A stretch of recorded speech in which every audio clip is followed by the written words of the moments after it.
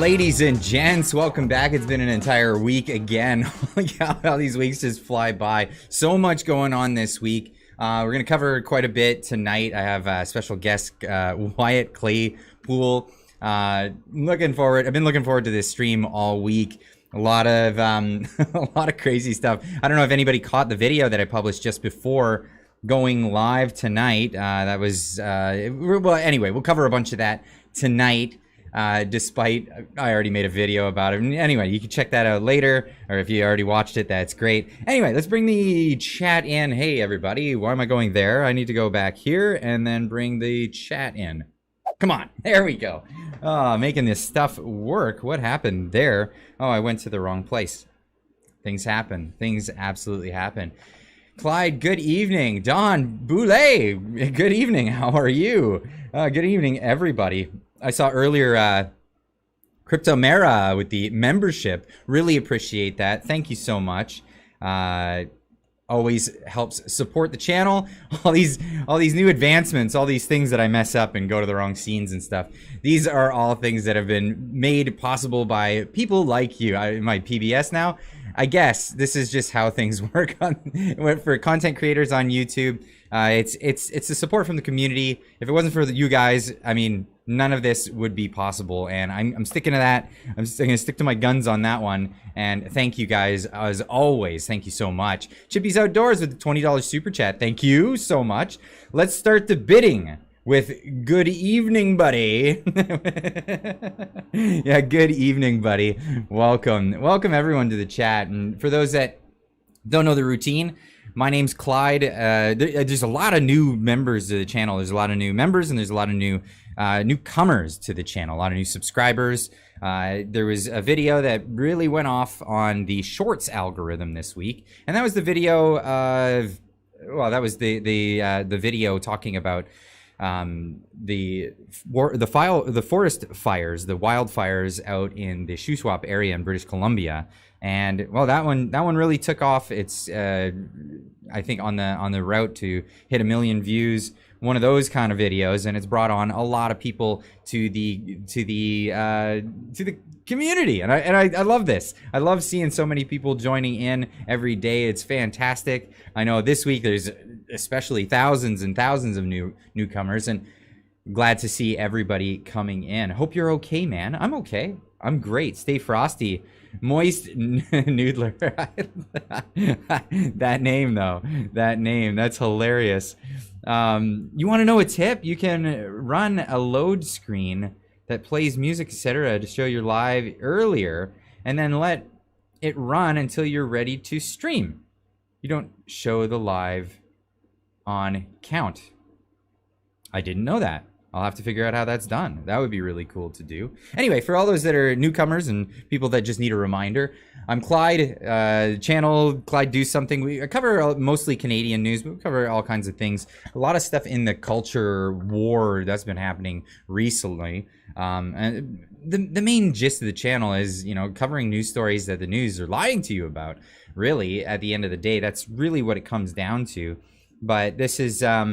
yeah, this is this is the channel. Every day I do videos. I was doing videos every morning before I go to work, but now I've been doing videos in the evening as well, so kind of doubling up my schedule. But instead of posting lots of videos in the morning, I've decided to post one in the morning, one in the evening, and then I go to work all day.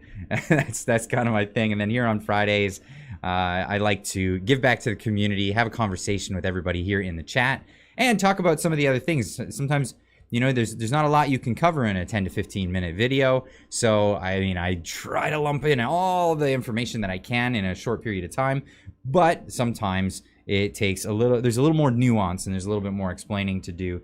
You all got a little splaining to do. Clyde finally got your Threads hoodie and hat. Hope to get for September. Oh, the hat you hope to get for September 20th meet. Cheers. Oh, Lenny Brown, are you coming to Vancouver? Or are you going to that one, or are you going to be going to another one? I'm glad that you got the gear, because, you know, I worry about this sometimes. You know, people have been contacting me saying, I don't know, I didn't get a tracking number in some cases, and some people, I don't know what's happening with it. All the things that I ordered got delivered. Let me know if you have any trouble, and I'll try to work that stuff out. Is Clyde Do Something is still paying for his Snap-on toolbox? Nope. Actually, I was very prudent with my cash when it comes to buying tools. Not to say that I don't have a lot of tools. I have lots of tools, but I was very prudent with my purchases, and I didn't owe a whole lot. And thanks actually to the channel in the beginning when things really took off, I was actually able to pay the remainder of what I owed to tools, and now I actually have a credit on the truck. I just got so used to putting a few bucks down every week that now I got a credit. So it'll come in handy when I need tools from the tool truck. It's the way it is. And am I gonna quit and become a full-time YouTuber? I don't think so. I don't think that's really written in the stars. I like working. I like being able to go touch grass and be down to earth. You know, go to a place where I'm not a celebrity or something like that. I really I need to keep things on the normal. You know what I mean? It's just you have to be able to ground yourself, or else all hell breaks loose. Anyway, Trish Prue, member for 11 months. Thank you so much, Trish. Everyone hit that like button. Clyde is worth it. I think I'm worth it. I got 427 people in the chat and 191 likes. I know you guys can do that. It's not that hard. It's free. It's just a little button right down there. It just tells YouTube and the algorithm what you like to consume. And then it tells them, hey, I know a lot of people that consume stuff just like you do. I know a lot of people that are right on the same page as you guys. Why don't we recommend this out to more people? That's how these things work. So I appreciate it. Thank you so much, everyone that does that. And, you know, there's the other things, you know, having good thumbnails and stuff like that. I know I changed the schedule recently. I hope everybody's enjoying the new schedule and also enjoying the new format for thumbnails that I've been doing. Hit the like and don't forget to subscribe, says Chippy Outdoors, member for 15 months. Thank you so much. Really appreciate that. But yeah, so it changed a little bit of the format, changed up. You know, I've got put my face in the thumbnails now. I used to be all embarrassed. I don't want to put my face in the thumbnails. I seem too much like a YouTuber. But then I came to realize that a lot of people were not able to differentiate their videos from, or my videos from other people's videos, because my thumbnails were pretty generic. So I just I decided to do it this way. This way everybody just kind of knows, oh, this is a Clyde video. There it is. It's up on the screen, and that's how things are going.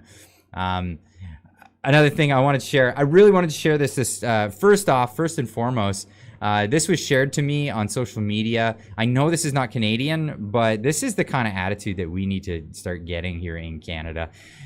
Human rights attorney Leigh Dundas goes off. You will not cripple our businesses anymore. You will not mask us. You will not quarantine the healthy or sick, and we will never lock down again. This is the hill that we die on.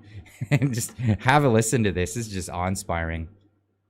Leigh Dundas. Some years ago, two men sat at a table discussing the most effective way to usher in war. Their decision after discussion was to close non-essential businesses and further quarantine certain members of society to prevent the spread of disease known as typhus. Anybody recognize who that person is? The person who did that? Somebody in the chat might have gave it away by saying typhus. But who was the one that shut down non-essential businesses in preparation for a war and decided that some people need to be segregated from the rest of society? Anybody? Anybody in the chat? Anybody in the chat? Come on. Glenn Close. Come on. Clyde's a hardworking dude. Oh, thank you. I appreciate that. Well, Clyde is wanted on the... What? Anybody guess? Mustache Man? Oh, somebody got it. Who got it? Mike with the clinkety clank funny mustache man. That's right. That was Hitler. These men's names?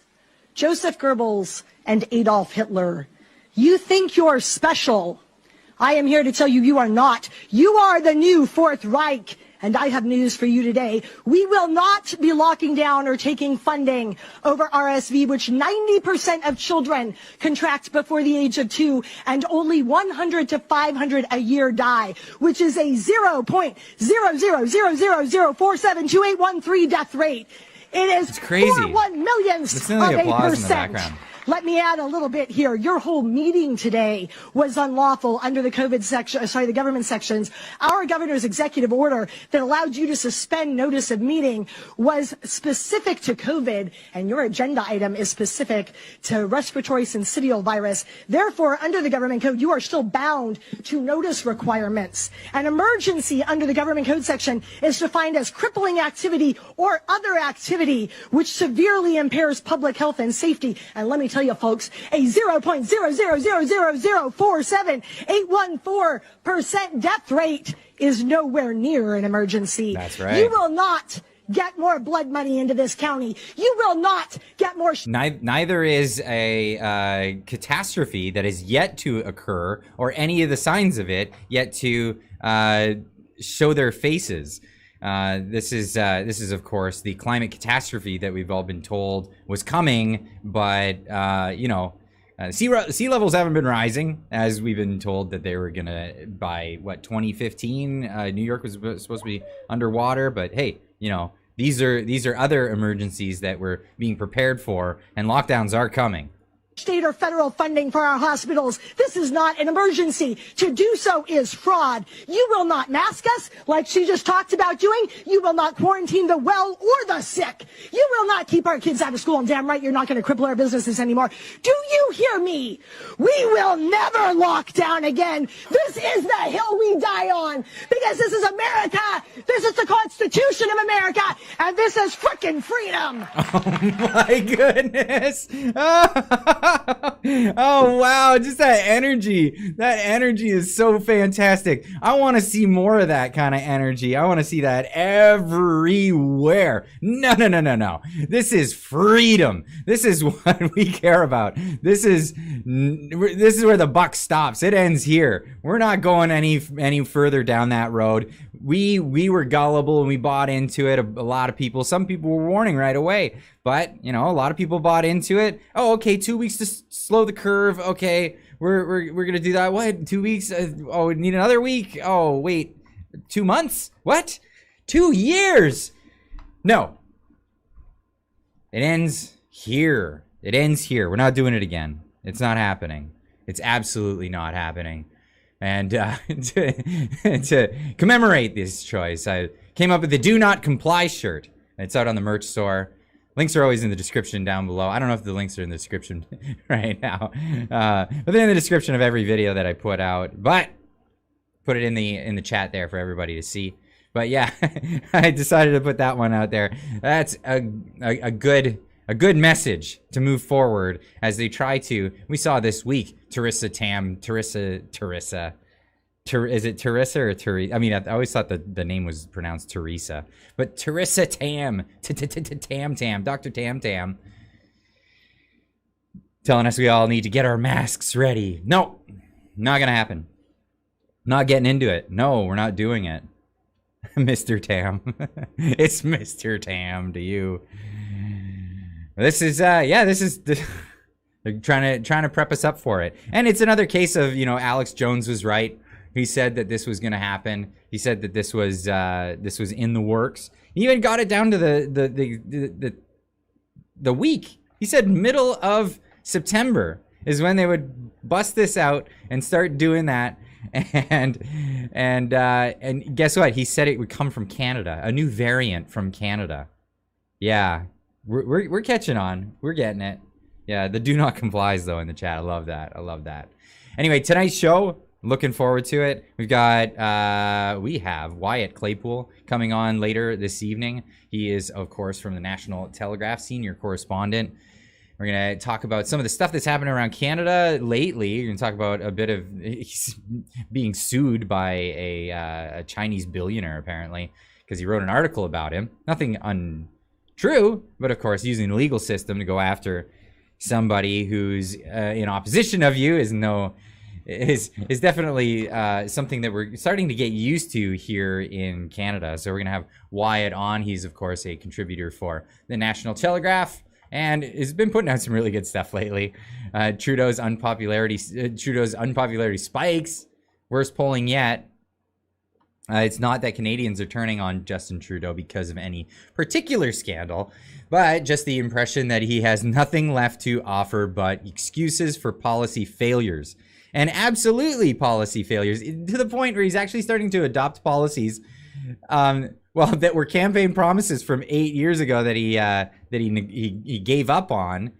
And he's talking rhetoric from the conservative camp and claiming it as if it's his own stuff. As well as crazy leftoid policies from Jagmeet Singh. And we're going to get into that because that is crazy. It is crazy coming up with the idea that you're going to threaten businesses to do your bidding, give up on profits, give up on their own profits. Why? Because you feel it's too expensive? Stop spending all our money and inflating our currency. Prices will go down.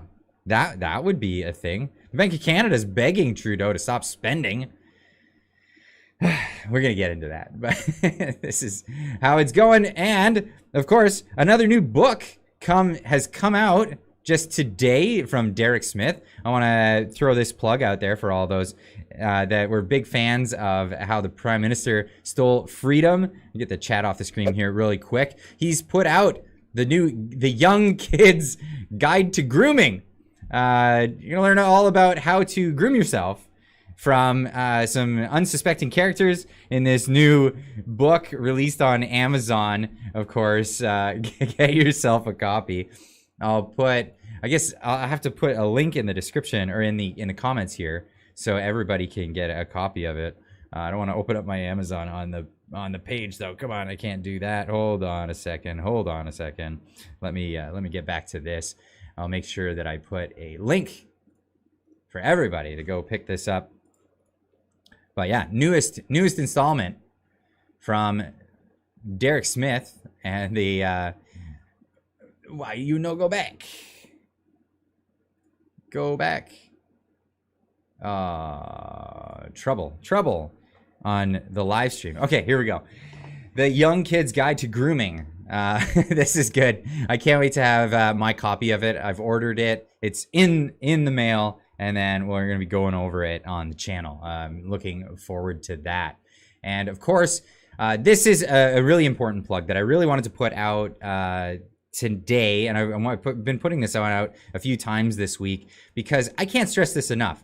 When a good documentary comes out, everybody needs to see it. And this stuff is like breaking news happening right now. And this is Simon Hergott. He used to work for Global, by the way, until he saw the unethical practices that they were doing during COVID. And now he no longer does that. He's been trying to subsidize his work on these films and get them out to people by, taking jobs here and there, throwing hammers, building, in the housing building, as a carpenter, as a painter, all of these things. And I think that bringing this kind of story to light, stuff that the news does not want to talk about. They are not interested in telling you about how they're screwing over the farmers in Canada. And if you don't think this is just happening in British Columbia, you're missing. Or if you think it is only happening in British Columbia, this is the only story. You'd be mistaken. I'm sure this is happening all over Canada, but this is the thing.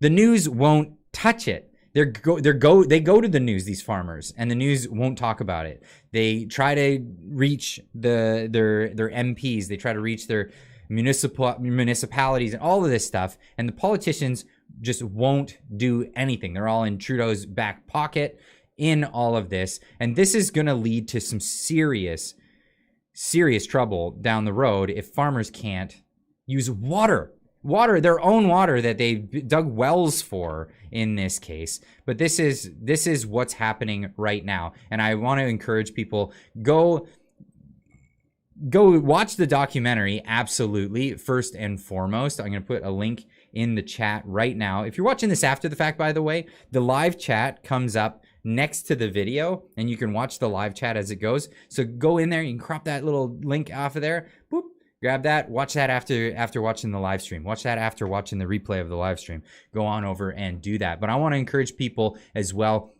to get on over to the Give, Send, Go to help Simon Hergott do this work. He's got a goal, a modest goal of $5,000. We're almost halfway there to that goal. And there's been a lot of generous people, and I can't thank people enough for this, for their generosity. But I'm going to go over some of the comments that come in tonight. The comments that come in on this donation at the end of the live stream, so that we can see, who any of the comments from the people from tonight in this. So many people with great comments already. Simon, God bless you for exposing government corruption. They have no right to prohibit farmers from irrigating their crops. This is just unbelievable. So I'm going to put the link to this in the chat, and I want to see how many people end up going over there and donating to Simon so that he can keep up this great work. He's been doing lots of stuff with the when it comes to forest fires in British Columbia. He's got a few documentaries out about that, and then he's also been doing this about the farmers and the government cracking down on them. And there's all kinds of great stories that he's been putting out there. So please go on over and help support this great independent journalist. I can't stress this enough. Anyway, that's enough for that plug. Let's move on with this. I really hope people can go over and check that out and get onto that. Now, CMDR classified. Thank you for the $5 super chat. Tell landowners to get mining licenses and claim all the rights under their property. Then they can own everything. Is that something that they can do? I don't know. Is that something that because I know mining industries have been having trouble with water rights as well.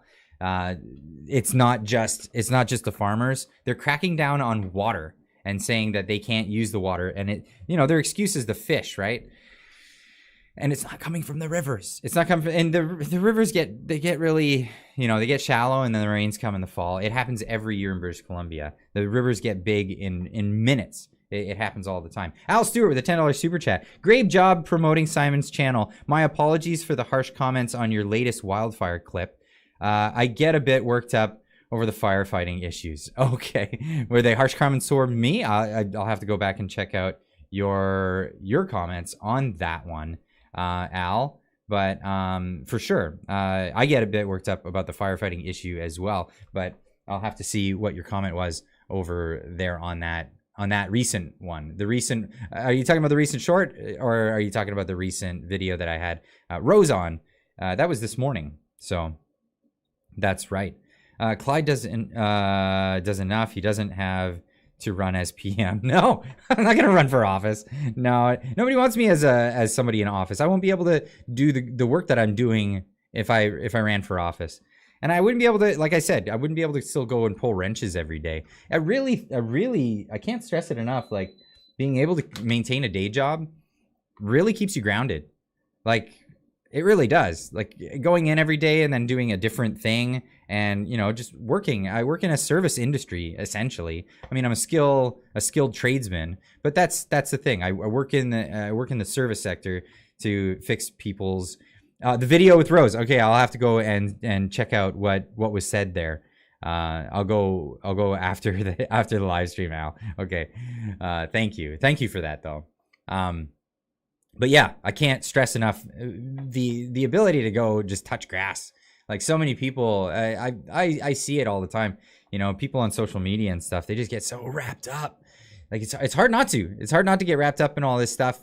It's very important to be able to go touch grass and stay grounded. Maybe you should run for office. Some of the best politicians are those who don't want the job. I definitely don't want that job. And they would crucify me. That's what they do if they see that you're coming in. I've been successful at doing this culture war thing. Helena Milieur, thank you so much with the $13.99 super sticker. I really appreciate that. Thank you so much. Thank you. Grass is too expensive now. You can't touch it. You're not allowed to touch the grass. Okay, go touch asphalt or something. Get out there. Get out there. Everybody, like, seriously, you need to go outside sometimes because they really something crazy. So I wanted to touch base on some of the stuff the liberals have been doing because it's just crazy pants. So this is the campaign that they're putting out on Twitter. This is from the Liberal Party themselves. We're ready to keep working hard for Canadians, fighting for the middle class. Sorry, that was kind of a Freudian thing. Fighting the middle class. They have been fighting the middle class. We're trying to make you poor. Yeah, that might as well be their strategy. Because, I mean, if it was their strategy, they're doing a bang-up job. If it's not their strategy, well, they're doing the opposite of what they're intending to do. And building a better future for everyone. You've had 8 years to build a better future for everyone, and all you've done is build a worse future. A worse future that it's going to take us decades to get out of. Decades. Decades because of this guy. That is the problem. So what does he have to say? The promise of Canada is about every generation reaching even higher than the previous one. Our job as a government, Wait, they're reaching lower. Everyone since the boomers, to be honest, has been doing worse. But like this last 8 years, holy cow, are we doing way worse than where that guy started. Way worse. Way worse. The team is to secure that promise. And today's announcement are just another step in that work. It's one more way that this team, this government, is helping build an economy that works for everyone and building a better future for Canada. Merci beaucoup, mes amis. Merci beaucoup, mes amis. This guy, what economy have you been building for Canadians? You're destroying the economy. Absolutely making the worst mistakes and textbook idiot mistakes. Like textbook idiot mistakes. Yeah. You secure a contract for a battery plant. And then what do you do to secure another one? You pay them $30 billion or 13. I can't remember what the number was. It's like $30 billion. And then the first contract goes, oh, wait, it turns out maybe we can't do it. If only there was some $30 billion on the table for us too. Jesus, getting warm in here. I'm getting worked up. But all this money.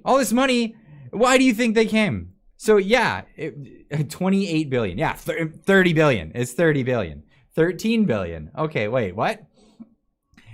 Lots of $billion to companies that could afford to do it themselves. If you wanted to entice companies to come to Canada and do stuff in our country, make energy really cheap. Subsidize it even. Subsidize it for companies, well, for everybody, so that companies will come here so that they can have cheap energy and build products and actually get stuff out there. Canada with a $6.99 super chat. Keep up what you're doing, Clyde. Thank you so much. I will. I'm going to keep at this. Thank you. I appreciate that. Bill 35W with the $2 super chat. Toronto Star claims bankruptcy today. They did? Shut up. Really? No. Did they? I'm going to look this up. I'm so going to look this up. Toronto Star. No, really? Toronto Star bankrupt.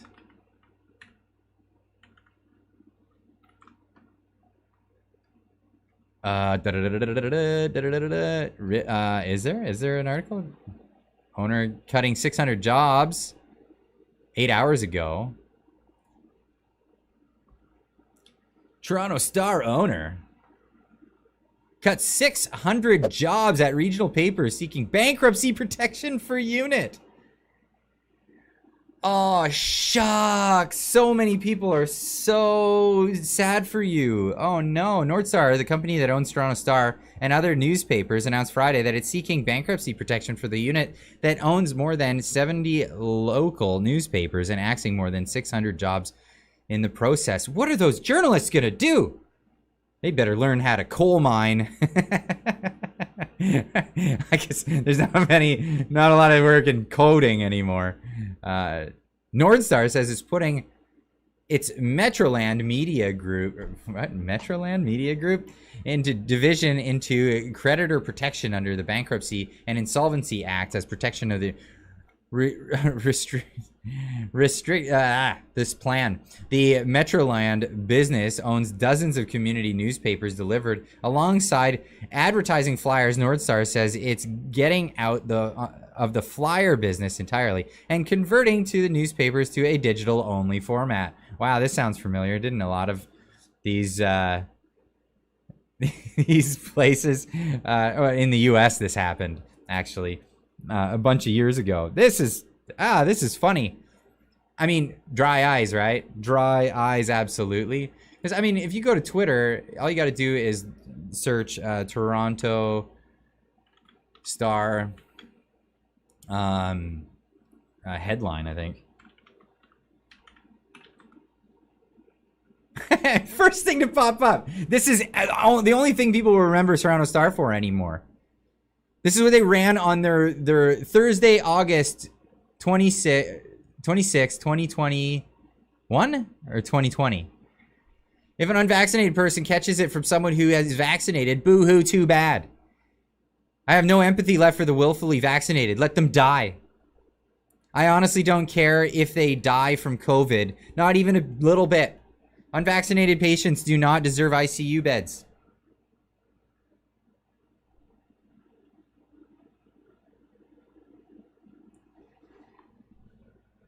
Good riddance, Toronto Star.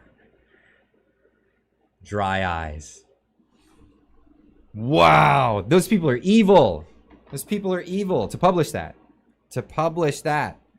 And oh, they were even holy cow. They were horrid.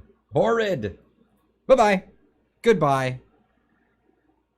Don't let the door hit you on the way out. Oh boy, I was not expecting that this evening. Thanks for that little gem. Appreciate that. Cabinet doesn't have Omar Algebra anymore. That's the reason. What? Blame the editors, not the journalists. Well, the journalists that wrote for the Toronto Star. Yeah, some of them. But the ones that were good were getting picked up by other independent media places. Al Stewart, the $10 super chat. Let's support independent media producers like Clyde and Simon. They can fill the gap. Absolutely fill the gap. No kidding. And good luck with your digital platform. I mean, Bill C-18 ruined that. Because, you know, Toronto Star is going to be recognized as one of the official news sources in Canada. So you won't be able to go on any Meta products. And then as soon as this all goes into effect January, unless they scrap the bill, once it all goes into effect, it'll be every other platform too. You won't be able to see any of these things. And I said, ironically, this is a funny thing, is I think a lot of the journalists will end up, like good journalists anyway, will end up going and applying for U.S. publications and pitching to U.S. publications Canadian news stories, because U.S. publishers are still allowed to be on Facebook and now other Meta products. So this is the funny thing, is like, you want Canadian content, and the whole point of B11 and the Canadian content laws was to make it a digital thing for Canadian content to be mandated on people. But it might be that Canadian journalists will go to U.S. Firms in order to provide Canadian news for Canadian people, and that's a sorry irony that should just make them realize that this is absolutely that's it. Yeah, give Clyde 600 mil. He deserves it. If somebody's giving me 600 mil, I'm not going to turn that down. But if it's got strings attached, you can, you could go with that. That's for sure. Bacon is already $10 a pound. Wait until it's 20. Wait until it's 20. People are going to get really upset with the way this economy is going. Start hoarding. Okay. 600 million. That's what we're talking about. Clyde, please do something. Will do. On it. That's true, Jet. What did Jet say? Bacon is already $10 a pound. Yeah, it is. It is. True. Small papers. Yeah, Toronto Star is not a small paper. That's the whole funny part about this. It is $20, Clyde. What? Is it? Kathleen with the $20 super chat. Thank you so very much, Kathleen. Thank you for all you do. No, thank you. Thank you. I love, you guys are great. You guys are fantastic. This community has been so, and this is one thing I'm so proud of for this week is having this community around, and then being able to have things like the support for Simon that we've put out this week. Just to see the level of support that people rally behind in this community, I find it so heartwarming. It's unbelievable. It busts me up. Yeah, I can't say enough good things about that and this community because of it. It really inspires me. Did your wife told you to do so?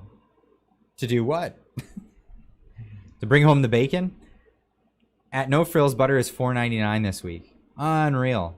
It's all going up. It's all going up. But Jugmeat Singh will tell you that it's because of the CEOs. They're just greedy. It's greedflation.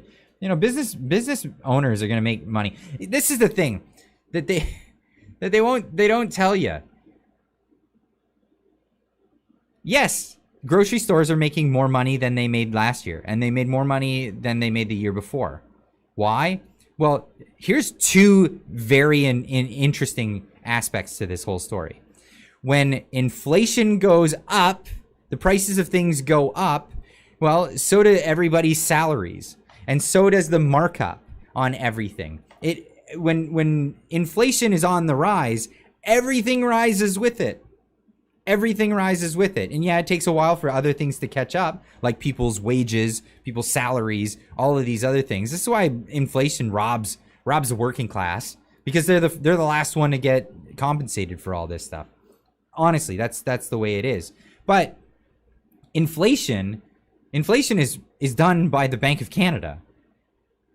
And they're following the policies of the government of Canada. They're not following the grocery stores.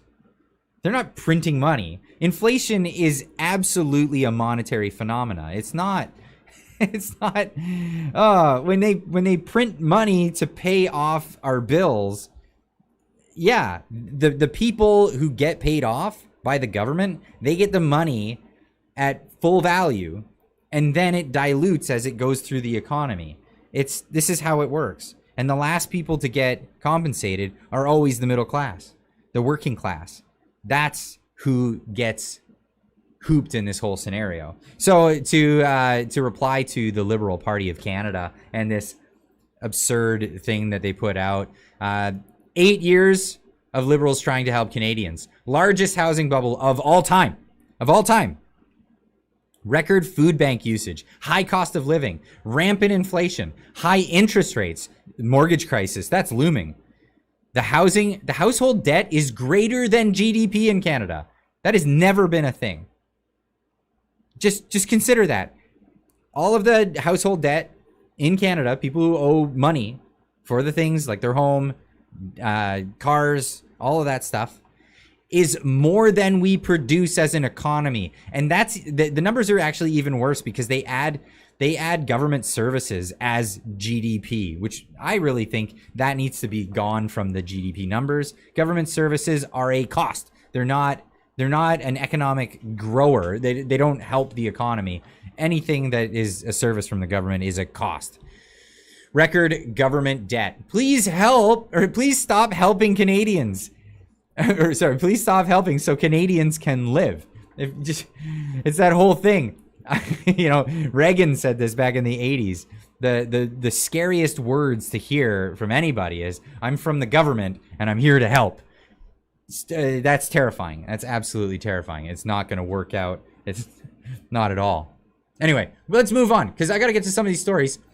I was going to get into that stuff about the Trudeau speech, but you guys can watch that video. I want to talk about something else that's been happening in Canada. Now, speaking of the Toronto Star, that's funny that they're about to be bankrupt. But the Toronto Star said here, it's a hard truth that some kids live with parents who are transphobic. No province should forcibly out gender nonconforming kids to these parents, writes Julie Mailbot Goat. How do you say that? Malbogat. Julie Malbogat says that parents are bigots and they don't have their children's interests at heart. Now, where do you even go with this?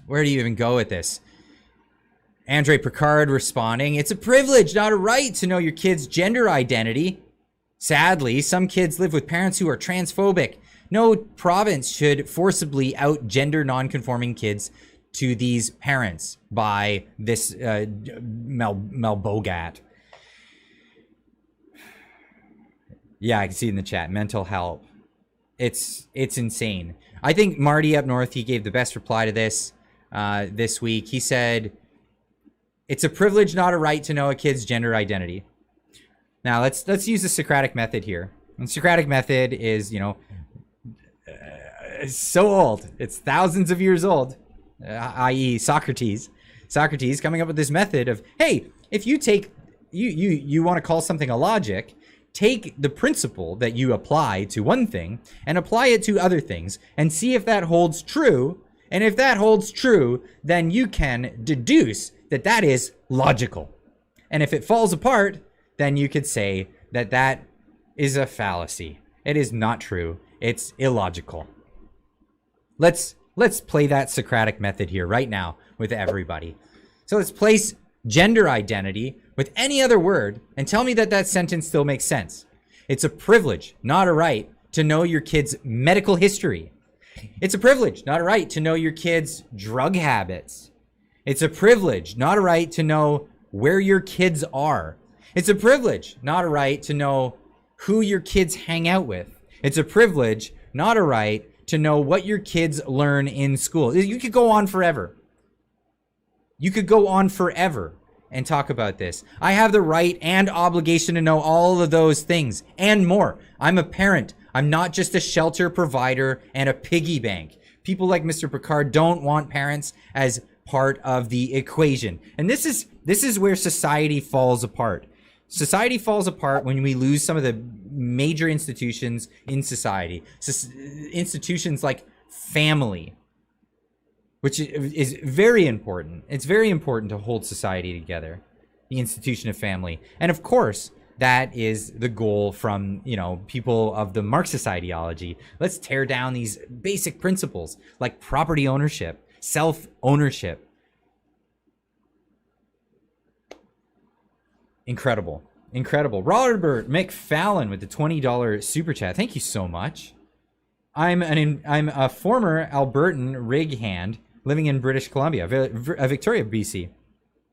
Empty nester, and I'm off to work on the 20th to stand up against. Or I'm off work on the 20th. Sorry, to stand up against this BS. Absolutely, I booked the day off too. I'll be down in Vancouver. I'm going to check it out. I'm going to go meet some other people that care about these things. The supremacy of the parent.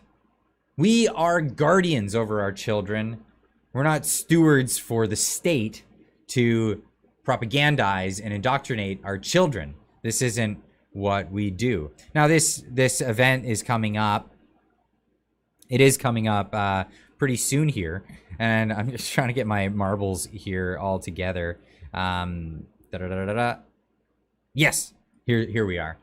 So this Natasha Montreal Live Free or Die on Twitter puts out, and more, LOL, does the Canadian Anti-Hate Network consider Muslims to be a conspiratorial group? And if so, with whom are they conspiring? Sovereign citizens, Christian nationalists, juicy. And you know, I don't always get along with all these groups. I'm not a big fan of the sovereign citizen movement, but whatever. I mean, a lot of people are you know, getting involved in this thing. But here's what the AntiHate network had to say.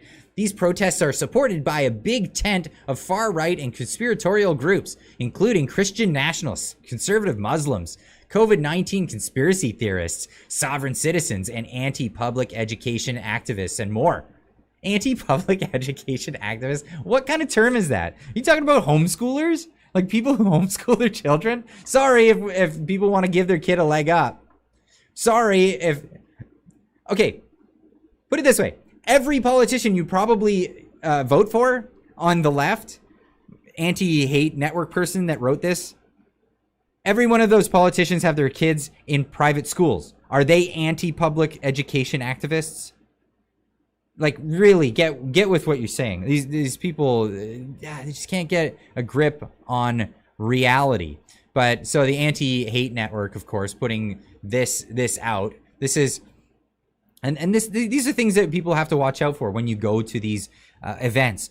Don't engage with counter protesters. This is a protest for parents and parental rights. Get out there, save our children. That's the name of the thing. 1 million March for Children. Get out there and be positive. Be positive. Don't even engage with these counter protesters. That's what the media wants. That's what the whole thing is all about. Robert McFallon with the $5 super chat. Thank you so much. How convenient is it that our cowardly prime minister will be in New York City while this enormous protest happens? Well, had he known back in February of 2022, he probably would have left then too. But no, he had to. He was known as the coward of the cottage. He hid in the cottage. He got the coof. I'm not feeling so good. Right as this happens. Anyway, so this watch out for this, because the rhetoric that's coming from this stuff is crazy. I mean, it's crazy pants. Numerous demonstrations against SOGI education. SOGI being, I can't remember the exact one. It's social in something indoctrination. It might as well be called that. 2S LGBTQ plus inclusion in schools are planned to occur at legislatures, city halls, and school boards offices across the country September 20th. This is what we need to know about the Million March for Children, they say. Numerous demonstrations against 2S LGBT plus. No, here's the thing. Nobody's against 2S LGBT plus, whatever alphabet you associate yourself with. Nobody's against that. Nobody cares. Nobody's against that. Be that and be happy. Be that and be happy. Seriously. Be that and be happy. But don't bring it around my kids. They call it a sexual orientation for a reason, because it's sexual. Don't bring your sexual orientation around my kids. End of story. I don't care if teachers are gay.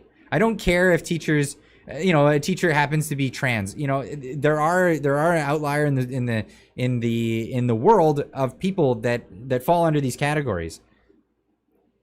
They say that people who are going to this protest are against them.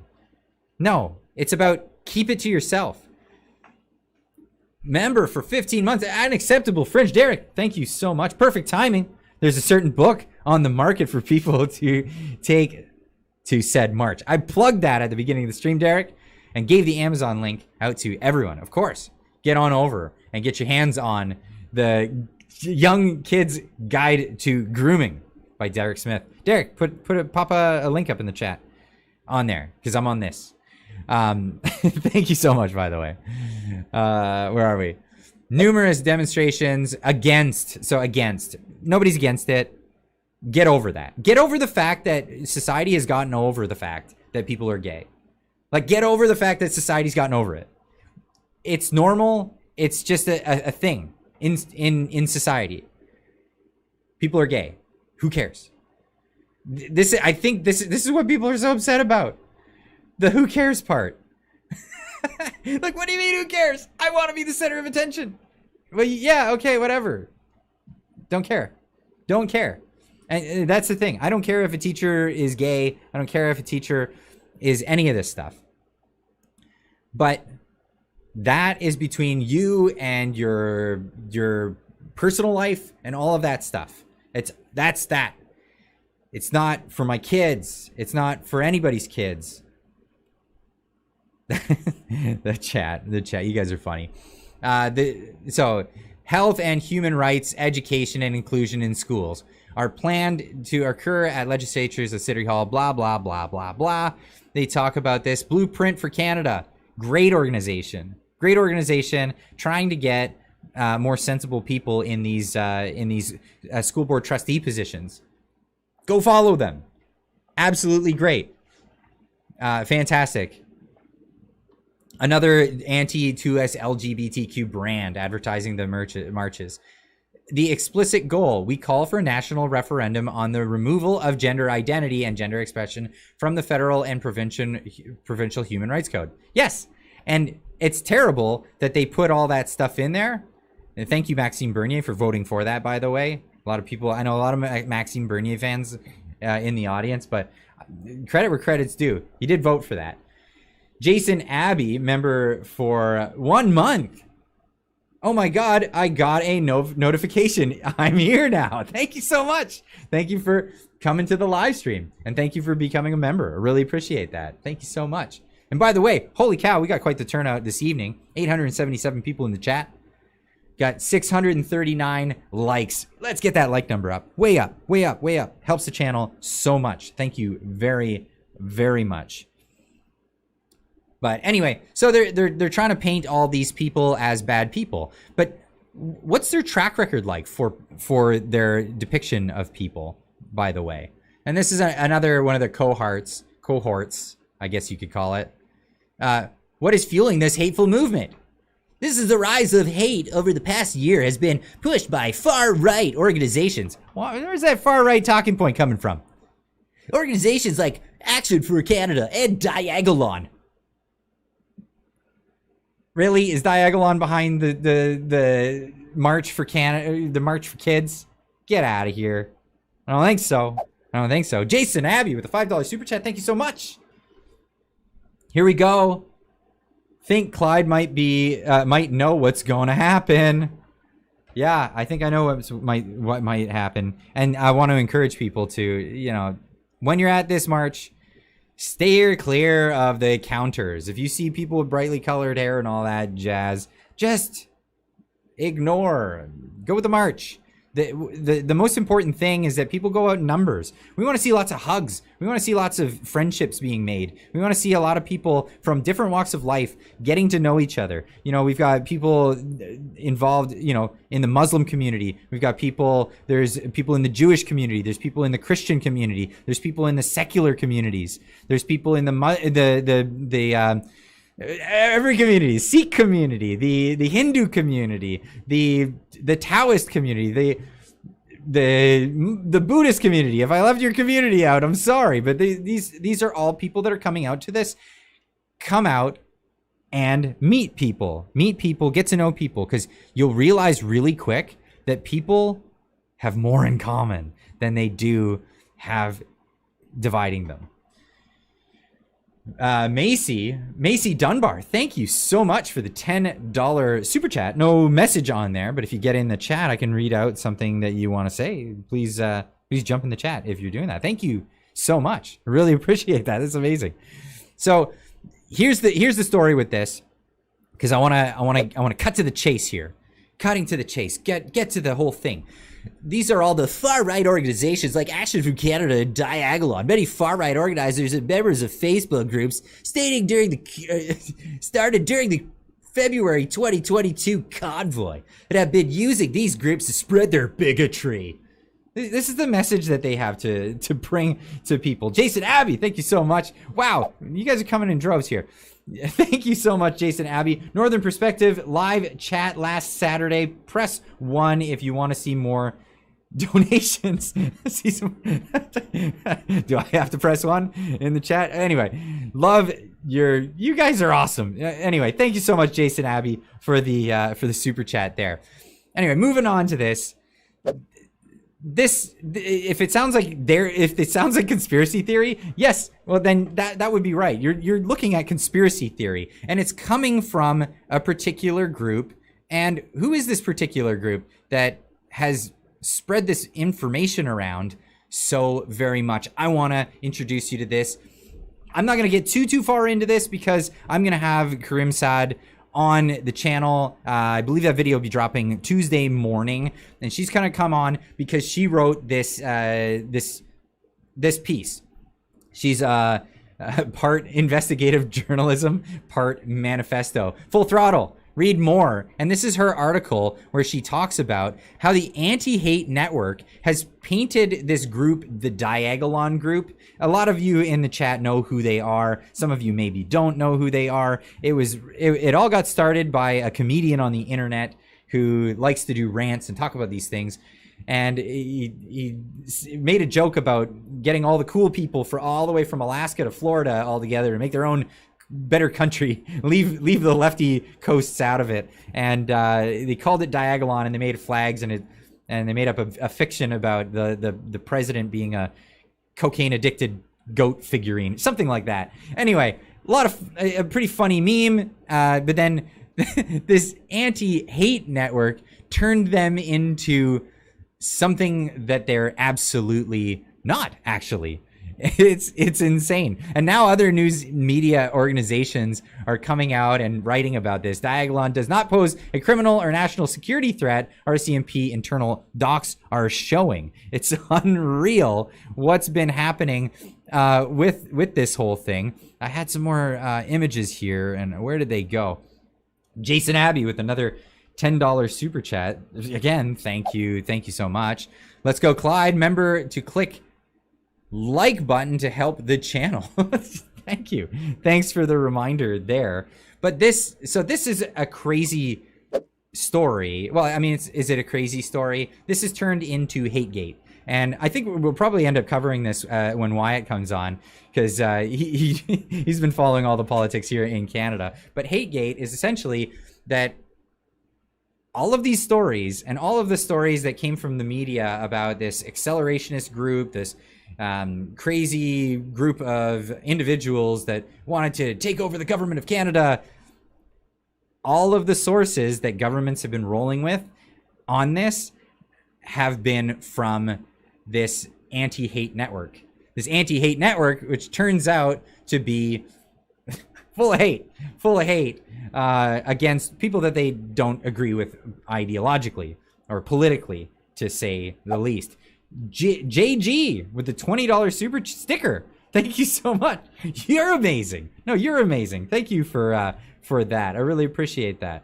But yeah, free the Coots 4. So this all ties into that. So the Coots 4, they're in prison still today because of these allegations that they were tied to a terrorist network, which has never been labeled a terrorist network. The RCMP, the internal reports that were revealed based on, and I'm going to get into this in a later video, because I want to dig deeper and find all the information. And of course, Karim Saad will come in. Karim Saad, she wrote the original article. She dug a ton to get that. Viva had a good interview with Karima on, and then Jeremy today.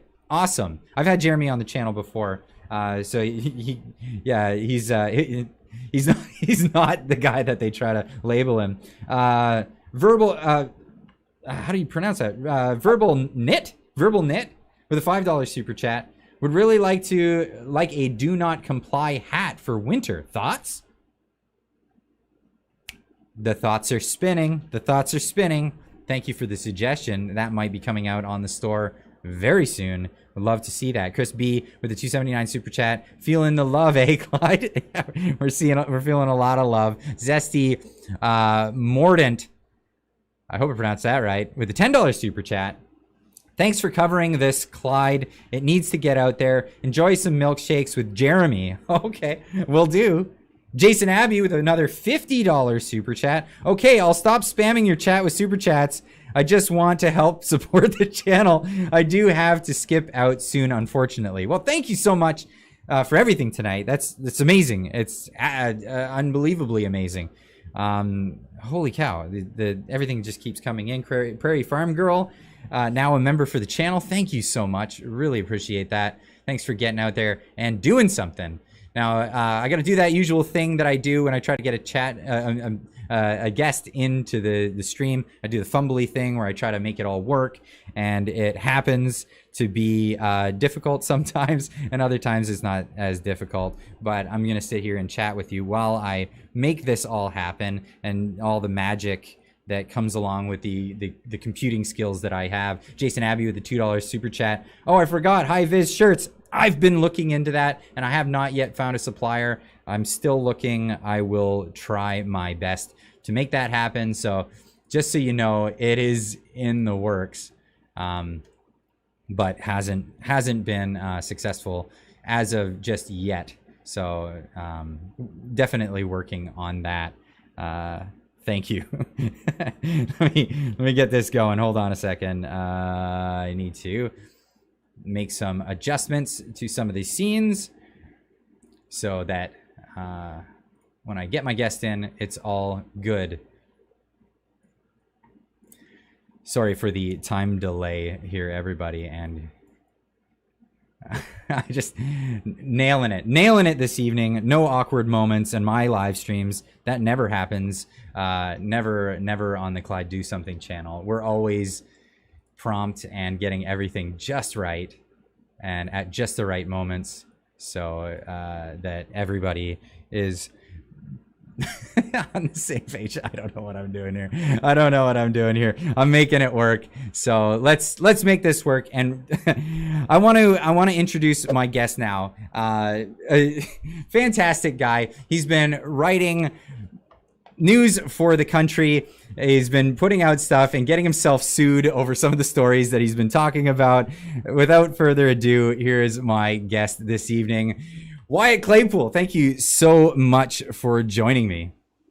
Absolutely. Thanks for having me on. It obviously took a while to get me on because I'm such a massive guest. You had to really put your back into the back end of the stream. I really did. I was so unprepared actually tonight. And, you know, it happens sometimes, you know, I run and gun everything. And then, oh, I forgot to set up my thing. Okay, I'll do it live. In my videos, I literally overlay images on my face while I'm on Streamlabs. I'm not professional. As long as you bring me in without a fire starting, we're good. Fair enough. There's no fires in the studio anyway. That's perfect. Anyway, Wyatt, thanks again. I've been really looking forward to talking to you. You've really put yourself out there with a lot of these opinions. I love watching your videos, by the way. If anyone hasn't, I'll have to put a link in the description down below so everybody can go check out your videos. What I like about them is they're very straight to the point. There's not a lot of fanfare about your style of reporting. You just get right to it. It's fluid all the way through, and then that's the video. On the recording side of things, it's not always not that fantastic. There's a lot of times where I literally almost want to throw something at the wall because it's my 40th take trying to nail the first 30 seconds because I don't write anything down. I just keep recording it until it feels natural, and then I'm like, I hit a stride, so now I can make it all the way through the video. Because if you make a mistake in the first 30 seconds, your audience is going to torch you because it's like, how can you not hold it together in your intro? I do the same thing. You and I both. I do one takes. I don't have time to edit because of the volume of content that I put out. So it's just first 30 seconds.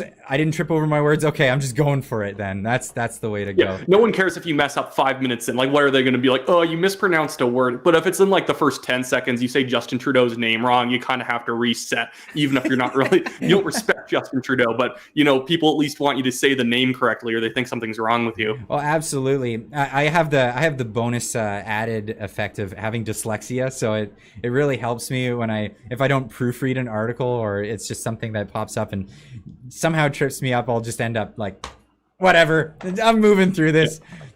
I'm not dyslexic, I'm just stupid. I have to drink like 2 cups of chamomile tea beforehand, so I'm like really calm, because in my head I can literally feel like my temples like tensing up because I think about every single next word I'm going to say, and eventually I trip myself up and like fall on my face in terms of how I'm talking. Oh, it's almost like speech jamming, like when you hear yourself back at a playback. And yeah, I know exactly. Oh, I'm paranoid about every little word I'm using. So the thing is, you're thinking about that word so intensely. By the time you get to the next word you're saying, you still haven't stopped thinking about the last word. That's hilarious.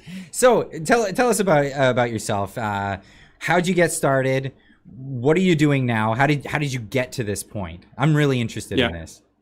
Well, I started out as like the VP of the conservative club at Mount Royal University. I eventually was just told that I had to be the president because the former president was graduating.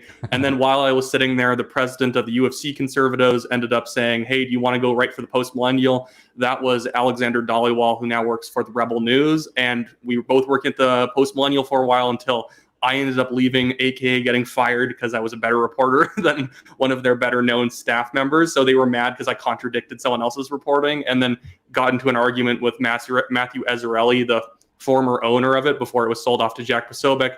Whatever. And then out of spite, I helped start the National Telegraph with a bunch of other people. And then through a bunch of shuffling around, it's now just a couple of us who mostly run the site. Oh, nice. So you're a founding member. That's how old are you? Man, you look like you just graduated. I'm 24. I started writing back when I was 19 in the summer of 2019, I believe. Yeah. You're the Canadian Ben Shapiro. I know, except I talk 2 times fast and 2 times as incoherently. That's amazing. No, I love it. I can't take that title from Daniel Boardman, my co-owner, because at least he has it up on me that he talks as fast and he's Jewish. Oh, that's funny. So I'm having a super chat come in right now from Jason Abbey for $20. He says, "Sorry for interrupting again, but can you tell us his channel name so I can quickly subscribe before I go?" Yeah, so that's the National Telegraph on YouTube. If it doesn't pop up right away, it probably should. You can just hit channels on the filter and it'll probably be there. And then you can also, I guess, follow us on Facebook at the National Telegraph, even though that page is effectively nuked, and also Nat Telegraph on Twitter. But, you know, it's just the way of how you have to live in Trudeau's Canada. Like, I had a good Facebook page. It's 74,000 followers on that page. I could upload a video there and get like 50,000 views. And now I'm slowly puttering my way into getting 2,000 followers on YouTube. Like, to be fair, I'm going to give Justin Trudeau a little bit of credit. Mm-hmm. Bill C-18 has forced me to take YouTube more seriously, whereas before I was just like, just write an article, who cares? Just write the thing and go to work. Not even work, as I was thinking it's so long to make a video, and now I'm actually streamlining it so I can do both pretty fast. So I guess I have to give Justin credit there. So I'm going to put the link in the chat right now so everybody can go over and subscribe to the channel right away. How often do you do reports? You do them quite often. I really enjoy them. I try and do it daily. If it's not daily, I'll sometimes release 2 in a day. So it's effectively on average. I'm doing it daily at the moment. I used to usually put an article a day, but again, just because distribution is so destroyed because of Bill C-18, I'm mostly sticking to the YouTube thing. I'm still writing a little bit. I just finished an article today.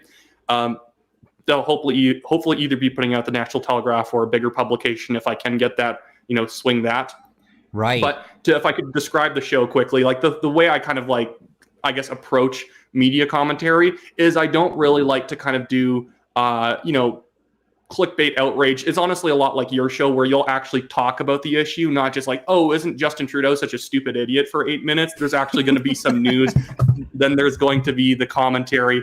And then I have like some takeaways. And I always try and do it from the perspective of, like, I do a lot of videos where I talk about if you were the Liberals and you were trying to win, this is what you should be doing, because it frustrates me to see terrible political strategy. So I talk a lot about stuff from the perspective of, like, I'm not objective. I'm obviously very conservative, but I almost approach the issues from what should they be doing? And this is why they're not doing it. And this is what makes it so stupid. So in a lot of the polling videos, I talk about why Justin Trudeau is, failing and how he's kind of, abandoned his base in a certain sense, or his base is abandoning him because they're kind of slowly realizing that he doesn't know what he's doing, even though there's no current scandals and whatnot. That's kind of the way I try and do stuff. More nuance, less sort of, blood sport politics. Well, it's funny you say that because I do use the clicky thumbnails, and actually, we all do.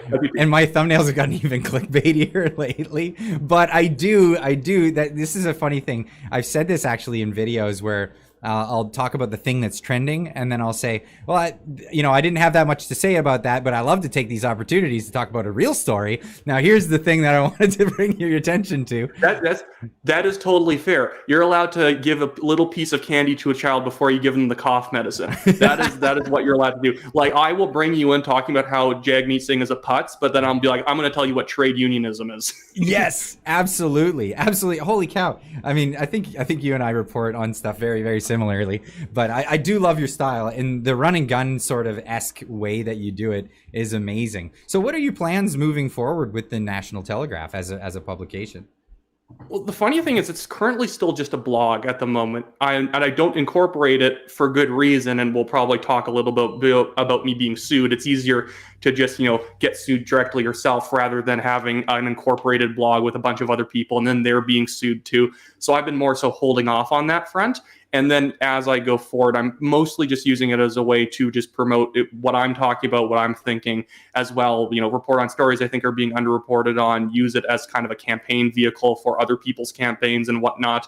And, for now, even if I never turn a dollar from it, because I guarantee net loss, it's been a big net loss for me, but I just like doing it because, you will look at the journalism space and you get frustrated about how bad the job people are, especially in the mainstream media. Like, the thing that annoys me is just the fact that when you look at these CBC articles coming out, on the other end, it's some 52-year-old cat lady who's getting paid $80,000 a year just to put out one article every other day about some local news story in Kitchener. It's like, goodness. And I can't even scrape together $5 on most articles I get on ads. Oh, right. Yeah. Well, yeah, Google AdSense on blogs. I can't even imagine what the It's so much spam. There's so many spam websites, so a lot of ad rates have gone down like significantly. Like, whenever you see those articles like, you wouldn't believe what these 10 celebrities look like, those are basically just to get clicks. And when you click on them, if you ever have, it's just 10,000 ads on the screen. Yes. Because the whole point is that larger publications will buy that website's click rights to show, hey, my network of websites has 100 million views a month, when really they only have about 40 million views, and then 60 million views are just paid clickbait views. So they get to pretend that their network has more views so that their advertisers will pay them more money, even though a lot of the ads that they're buying are these crap ads on these crap articles. One thing I've noticed when you go on those sites too, as you scroll down, you hover over a new article, and what it does is it auto links you. Like, it links you to another article, and you're none the wiser that you've moved to another article. But if you keep scrolling, I noticed if you just try to hit the back button on your browser, you'll have to hit it like 20 times before you can get back to the thing, because it's actually linked to you. So they're getting an impression every time you scroll down, instead of an honest impression where you've clicked on the website once, scrolled through its entirety, and then left the website. And that's why no websites get any more ad money these days. It's because they don't know if your views are legitimate, that your 100,000 views a month are actual people actually staying on the article and reading it for 5 minutes, or if it's just this nonsense. It's the same thing with YouTube. They don't know if your channel is legitimate and people are watching a very well-crafted 20-minute video where they're showing up for you because they really like your take on things and they like your editing and whatnot. They don't know if people are showing up for that, or it's just a bunch of AI videos. Yes, AI. Well, and then there's bot viewers too, and that's another thing that these websites have scammed people with. I don't know if you caught the news today. I got this firsthand from my chat, but Toronto Star just declared bankruptcy. Yeah, it was their local smaller newspaper manager. It's not the whole company hasn't gone under. Torstar isn't bankrupt. It's one of their wings that was going to manage all the sort of small publications that serve small towns and medium-sized cities. That one basically went under. So it's like 600 miniature publications that were attached to the Toronto Star just basically getting thrown out. Or it was 600 employees, but it was like 200 publications. Oh, okay. So the Toronto Star is not going? Oh, they're eventually going to go. This is one of the skills that they have. No, like don't make. I'm not saying that they're in great financial health and they're just doing a Ralph Klein move and kind of consolidating all their assets behind things that work. None of it works. Oh, I let off all the fireworks too early, I guess. Yeah. Oh, and they're probably not going to go bankrupt. They'll maybe the news side of it will, but I'm not sure if you remember this. Jim Carhalios from the New Blue Party in Ontario talks about this a lot. about how the Toronto Star was given like exclusive rights for the first online gambling license in the province of Ontario by Doug Ford's government to try and suck up to the Toronto Star. So they're basically being supported by gamblers' losses, and they still somehow can't make money out of it all. Whoa, that's super shady. That is really shady. But that's Ottawa. That's Ontario. I mean, because I live out in the West Coast, and when we view, Eastern Canada, the political central of Canada, we view it with kind of, a bit of disdain. For the most part, because every election that we have our votes. They come in before they even counted the votes from Manitoba. They still haven't even finished in the polls, and then they'll declare the winner. And a lot of people in the West they get upset. It's just how efficient the Liberal vote is out in the 905. And that's what's so funny about how badly the Liberals are doing in the polls right now, is that it was so easy for them to win. They just basically had to not fall on their own faces and not destroy the country. Oh wow, they all you got to do is not destroy the country. Yeah. Well, my thing too, this is the kind of subject of the article I just wrote up. It's not out right now, but it was just the idea that Justin Trudeau could literally win the 2025 election if he basically just did one speech. He just came out, and said, you know what, I messed up on these 3 things in the economy. These policies weren't great. I'm going to repeal them and replace it with this other thing, and we're going to move forward in a more positive direction. He would immediately win back a bunch of his Liberal supporters saying, look, he's humble. He's able to change. Look, he's responding to what Canadians want. But his ego's way too big to do that. He will never admit to making a mistake. He won't even blame someone else in his government because he understands that everyone knows that he's the one who controls the entire government, and whatever they do, it's him. So he can't even blame anyone else. That's why the blame game's not working anymore with the cabinet shuffle. Everyone knows that all the Liberal ministers might as well be wearing Trudeau Halloween masks whenever they're being photographed with them, because it's all them. Well, it's crazy. It's all Justin Trudeau. Yeah, it's all Justin Trudeau, and even now on it was I can't remember the name of the show, but on CBC, the clip came out today, and it was basically all the Liberal pundits just tearing into Trudeau. He's doing a terrible job. He might. It's over. Them saying like. Is he out? Well, I think a lot of those people too. A lot of those people have been amazingly big hacks over the years that are now finally calling him out. And I think it's that a lot of people are in just they're just basically trying to manage the loss. Both, I think the Liberals know they're losing in 2025, and I think they're just throwing as many darts out as they can, basically saying, oh, the Conservatives are bigots, the Conservatives are this or whatever. So that if the Conservatives win, they're trying to craft their narrative for 2029. To say, look at all the most evil and bigoted things the Conservatives done. And they'll find some nonsense examples when that election comes around. But I think the Chantal Huberts of the world and Andrew Coynes are basically just saying, see, I said some negative things about the Liberals. See, I wasn't too negative on the Conservatives once the Conservatives win, because they've been miscalling it for the past year at this point. If you go back through Chantal Huberts' Toronto Star editorial timeline, every article is talking about how unpopular and extreme Pierre Poilievre is. Is he the Conservative Party's biggest liability? And she looks like a complete clown at this point, which is why I think she took a break from writing it for the Toronto Star. Yeah, no kidding. Anyone who said that he was a liability was just out to lunch. And here's the thing, Pierre Poilievre, people are wondering, is he going to be this guy or is he going to be that guy? He's been talking about the housing market and economics for years. His entire time being in Parliament, this is what he's been harping on about. And nobody can really go to his past and say that he wasn't talking about these things. Yeah. And I would say his past was a little bit more socially conservative than I think a lot of people would remember. And as I think the leader of the party, there is always that mentality that don't vote on anything that seems controversial, sort of start abstaining for more votes just so people can't hit you.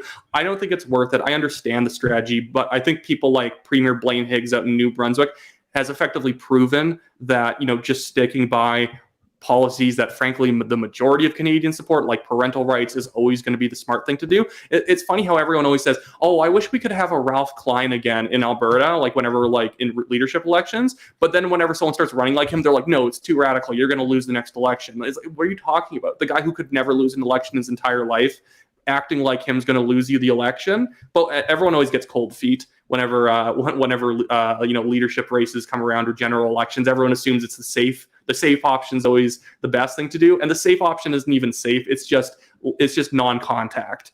And non-contact politics is usually a losing strategy. Well, the Conservatives had that 2 elections in a row with Andrew Scheer and then with O'Toole. I mean, O'Toole, Yeah. nobody was a fan of him. Everyone's just snoozing about that guy.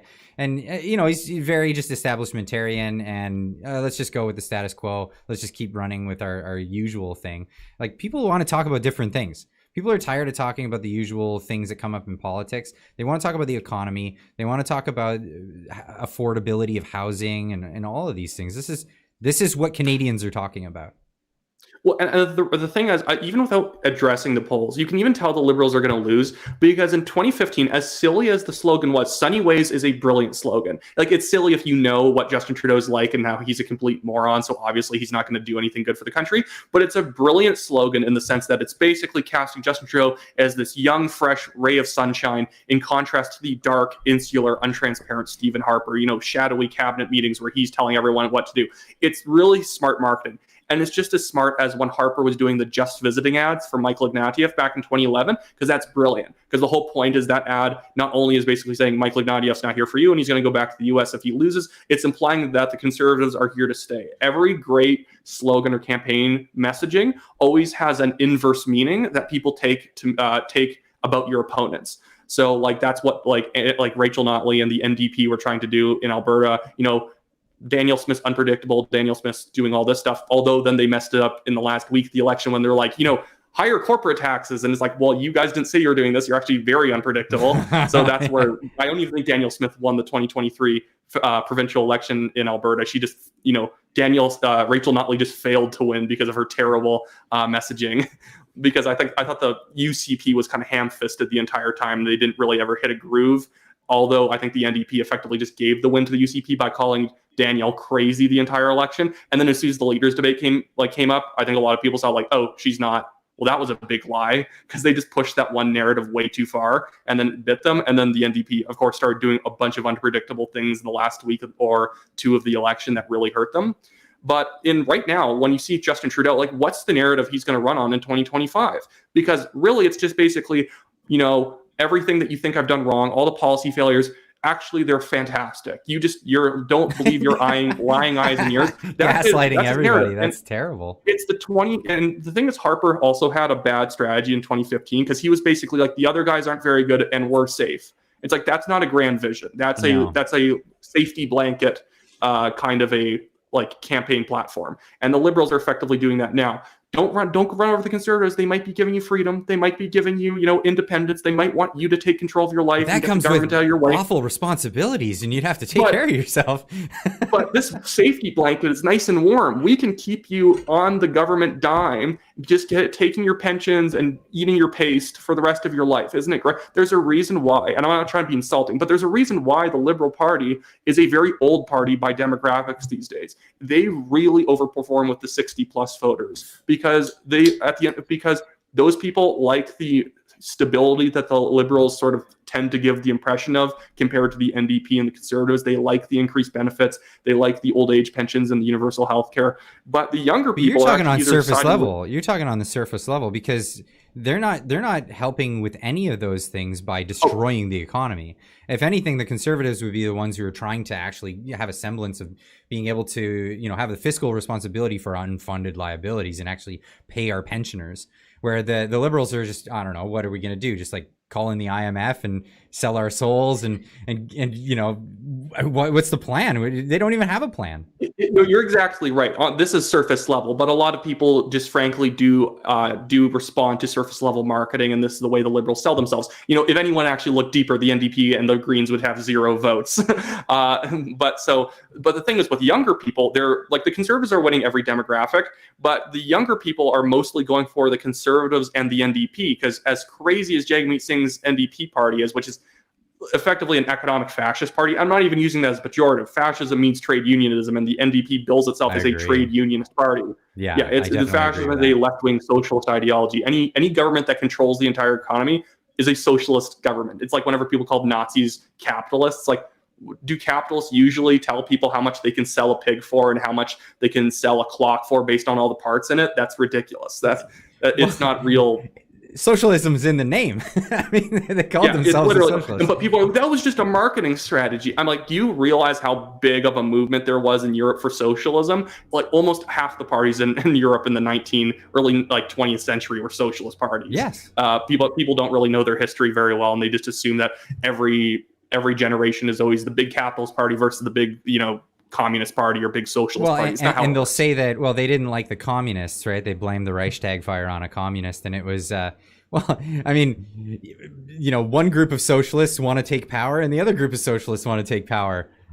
You're picking a different group. I mean, you'll pit it against. Yeah, one just wanted to kill people because of their race, and one of them wanted to kill people because of their class status. Yeah, it didn't matter. And fascism is a form of I mean, Mussolini said it best. It's the perfect merger between state and corporation.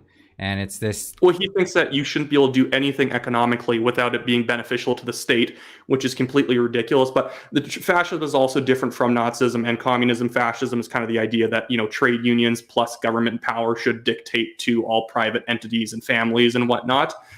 So that's why, the fascism basically created the idea of corporations, because the whole point is that it would set up government corporations to manage different sections of the economy, with basically trade unions basically sat by their side, representing themselves with the government and then cramming down on private citizens.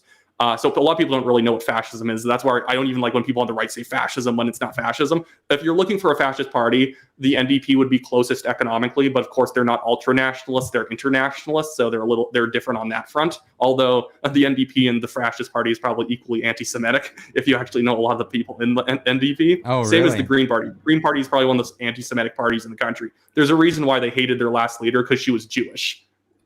What? I didn't know this.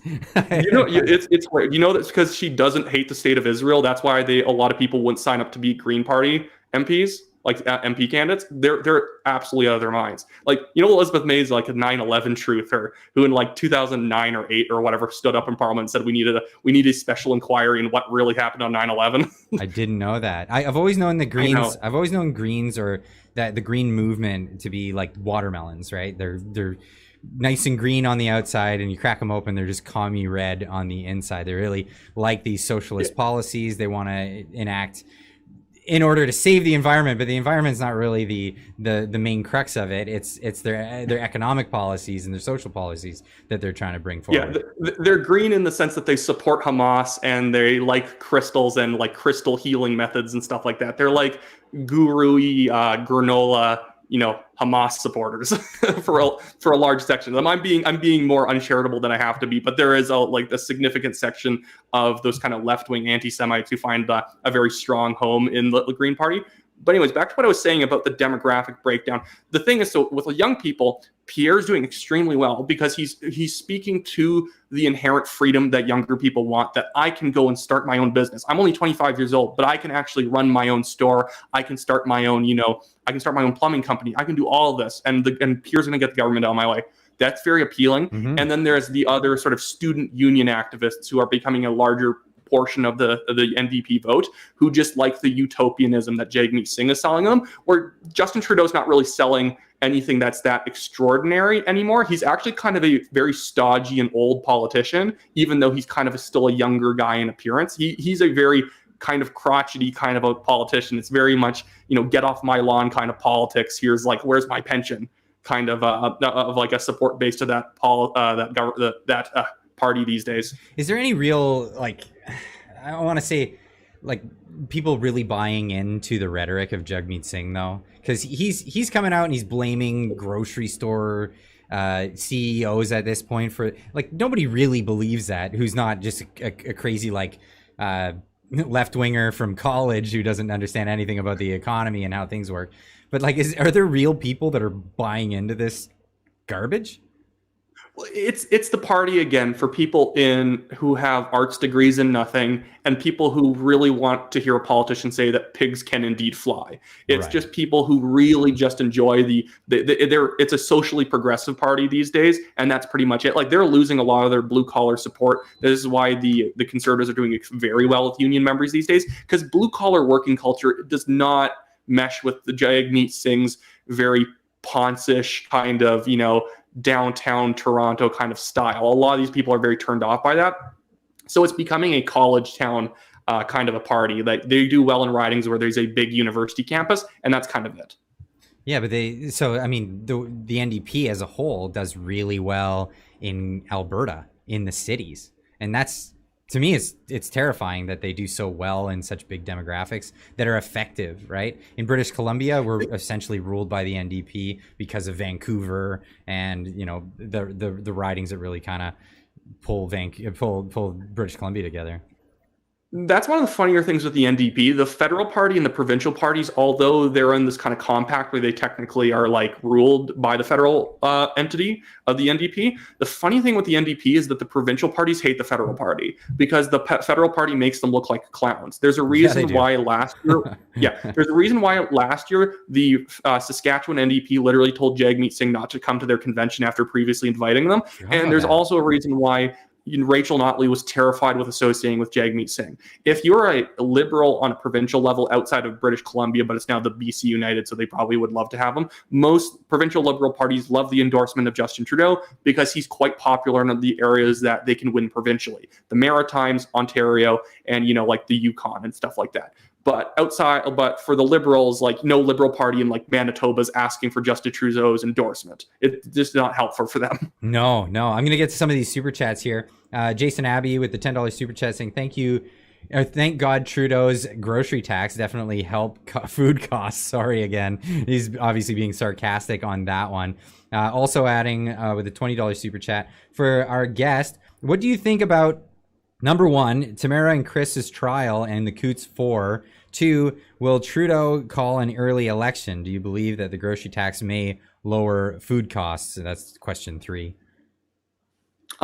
Well, for the first one, with the Coots 4, I just don't know how that's shaking out, especially with all the stuff that happened with Jeremy and then suddenly getting all of his charges dropped. I don't know what to think about all that. You probably know far more about that case than I do.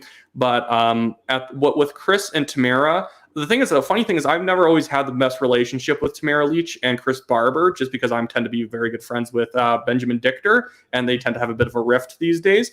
At the same time, regardless if I have any agreements on strategy or style, this is definitely just political prosecution, and they're just trying to show that if you're involved in any protest at all, they will absolutely drag you through their court system to prove that they can do it. There's a reason why they're dropping a lot of the tickets and other sort of charges against lower level people, because no one's going to be focusing on them. There's no point in making an example of someone who nobody knows their name. They're only trying to make this case go on as long as possible. I guarantee it might even be going into the next year. Who knows? Wow. So yeah, it's about dragging it out, not actually putting them in jail. It's about lawfare, people are calling it, where they use the system as the punishment. And then obviously will Trudeau call an early election? Do you think that's a possibility? Oh, yeah. Sorry, I forgot that was the part 2 of it. I sort of answered the first part like it was 2 parts. Yeah, no problem. Anyways, I don't think he's calling an early election. Frankly, whenever you see someone fear-mongering about an early election, half the time they're just looking for donations. I literally talked to a Conservative MP a month ago or so when they said if we know that there's going to be an election because Air Canada calls us and asks us if we also want to charter a special election campaign flight so that we can get around the country whenever we want. They know exactly when there's going to be an election. And when you look at Trudeau's numbers, in polling wise, and you look at his fundraising numbers, he can't win an election. He'd just be re-rolling the dice to at best have a slightly different looking minority government. There's no chance he can get a majority. Over the last 3 quarters in Canada, like financial quarters, the Conservative Party has more than doubled the Liberal Party's fundraising. There's a smaller gap between the NDP and the Liberals than there is between the Liberals and the Conservatives. They just do not have the cash on hand to defend all their seats. And they definitely don't have enough money to compete for seats that the Conservatives currently hold. So there's just no way they're getting around it. I know some people say, well, they have CCP money. The CCP will do it for them. To be fair, a lot of people are kind of wise to that at this point. So that if they start seeing pamphlets showing up in their neighborhood saying that this conservative politician hates Chinese people and wants to nuke Beijing, nobody's going to believe it this time. No. It's just everyone's been kind of, they're like the Liberals, if they're going to call an election, they're going to wait until there's just a sudden conservative scandal to launch the election, or they're just going to drag this thing out as long as they possibly can. Like everyone knows, Jagmeet Singh is effectively acting like a liberal leader of the NDP. They have all the votes they want from the NDP. And right now, I think Trudeau, again, he's just managing the defeat. He's making the maybe holding on to as many seats come 2025 as possible to kind of secure his legacy. But they also can't replace him because the orange liberals, like the very socially progressive liberals who don't care about any fiscal responsibility, that came on side because of his social positions in 2015 and because he promised to deficit spend, those people will leave if like a Mark Carney comes in as the Liberal Party leader, and Mark Carney just doesn't have the personality to be the Liberal Party leader. No, and getting to the donations, them going up. I remember reporting on this a few months ago. This has been happening for a while, actually. The conservative donations are going way up. Liberals are not getting very much in donations, and I had to make this speculation. I don't know the numbers exactly, but it looks to me like big corporate donors are actually starting to shift and know who's going to be in power soon. So they're trying to peddle their influence. This isn't just, I don't believe that it would be just all the, mom and pop, store owners and Canadian workers that are contributing this giant amount of money to the Conservatives. I really think this is the big players in market and regulation getting in there and trying to make sure that they're establishing influence in that government.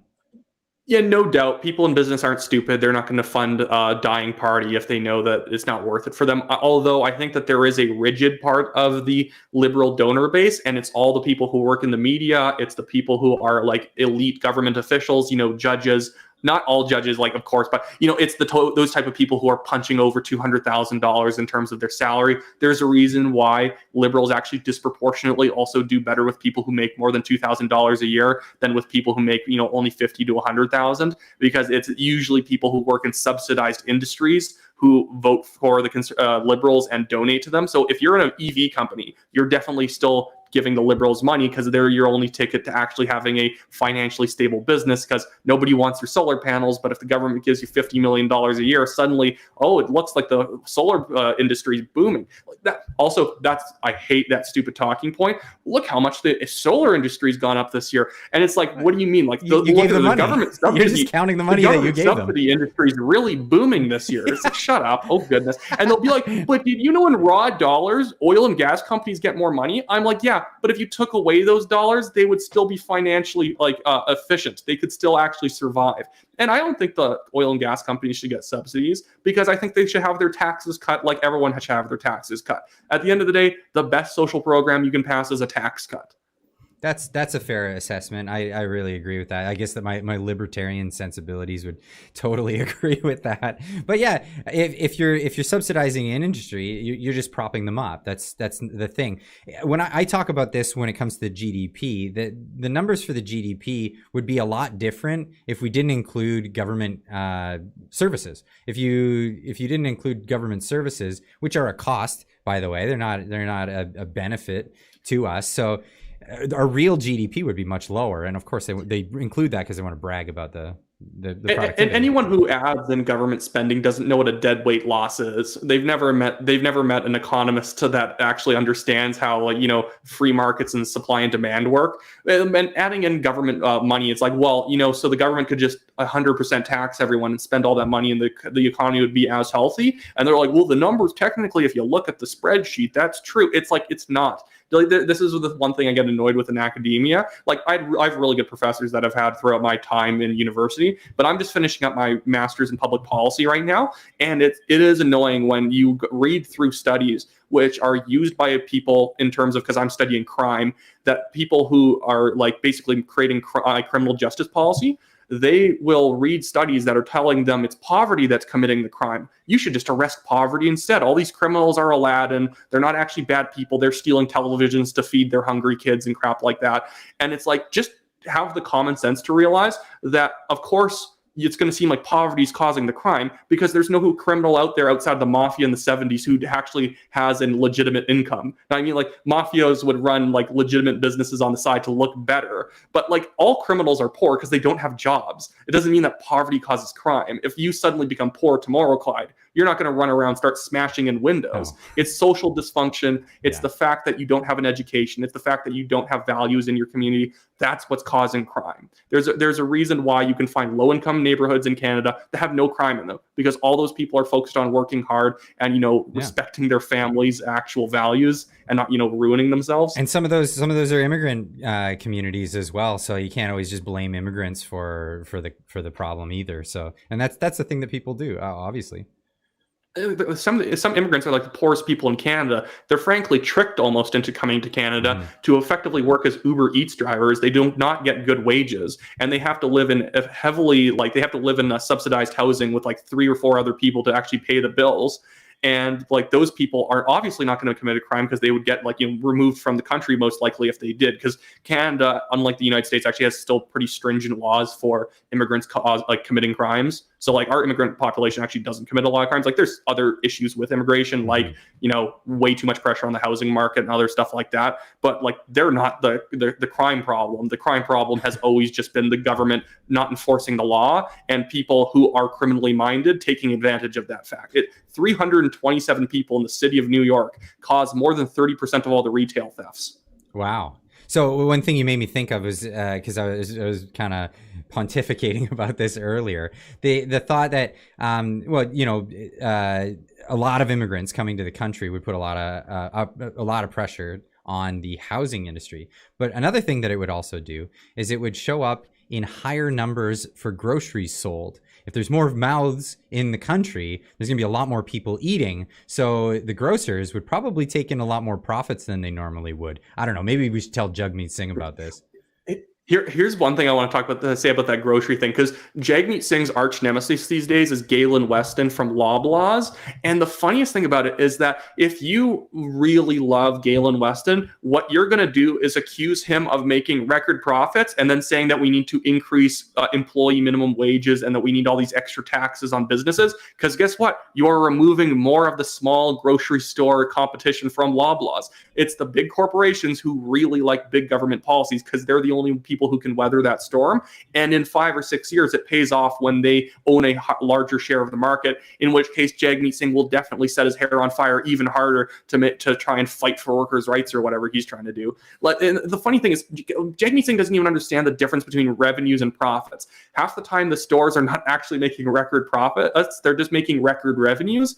And in some years or some quarters, that does materialize as higher profit margins. But that's because they're preempting the fact that they know that inflation is rising significantly every year. So rather than changing prices every 2 weeks like you'd have to if you were trying to keep up with every single percentage increase in the price of a product, they just increase the price, you know, like lump sum for 6 months, and then they do a lump sum again. I worked at a liquor store for 5 years.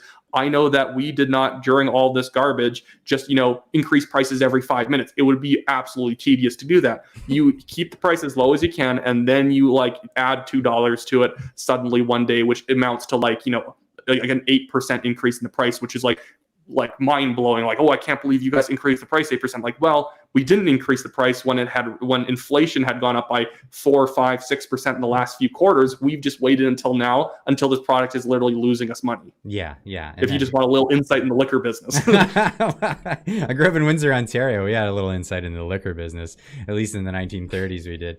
But Michael McLean with a $5 super chat says, when you mix cowardice with yellow, cowardice yellow with the liberal red, you get NDP orange, both different sides of the same woke coin.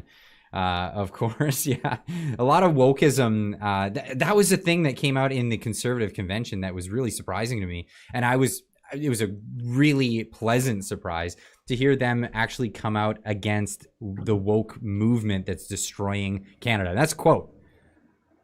Yeah.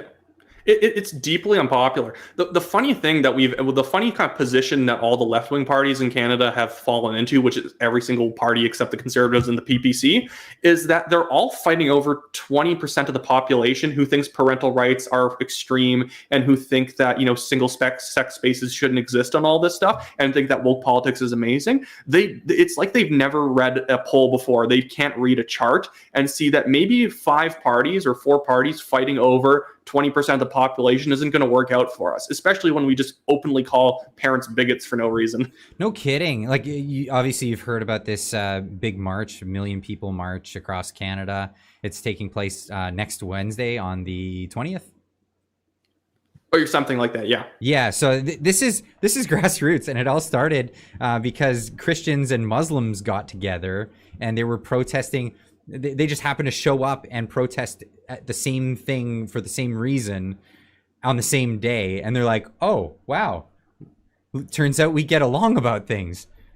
And then you immediately had liberal talking head accounts on Twitter, like Vicky Campbell and that Karen lady who, like, you know, has her wild, crazy hair and screams about how much she loves Trudeau at the Freedom Convoy inquiry hearings. Yeah. And like those people are immediately like, deport them all. I can't believe that they don't share my woke progressive values. That's awful. Deport them for their Vicky opinions. Campbell, Vicky Campbell, like, is a big liberal I stand with Trudeau account, and she legitimately said we should start deporting these people if they don't believe my woke, they don't like share my woke politics.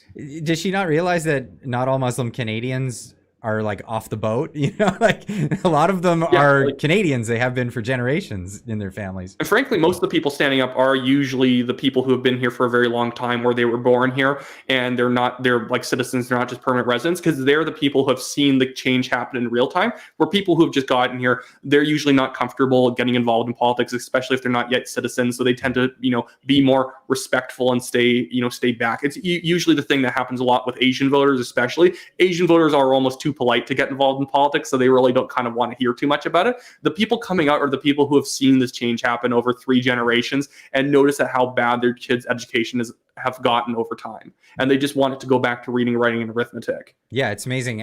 I'm pretty inspired by it, so I'm gonna go check out the Vancouver one. I took the day off, so I'll go down there and show my face and meet some people and see what people's opinions are. I'm telling people to, you know, if you see people with purple hair and screaming, stay away from them. Just don't approach them. Just stay away. You always look bad. You always look bad yelling at them. Like the best thing you said tonight was because I share this opinion deeply, is that it's like the sovereign citizens are always the people that make movements look the worst, because they just have no ability to turn the eccentricity off for a second just to make a point. It's like, honestly, I always got annoyed by those people, because it's like, I think that's why COVID lockdowns went on longer, because the media was able to point at them and say, these are the people who don't want lockdowns. And it's someone telling you that if you just you just declare sovereignty, the police aren't allowed to arrest you and stuff like that. Yeah, a lot of people don't know about the sovereign movement. I call them boat captains. It's funny. You watch compilations of them trying to get away from traffic tickets. It's hilarious. So I call them boat captains because they'll often cite maritime law, things like that. So it's like,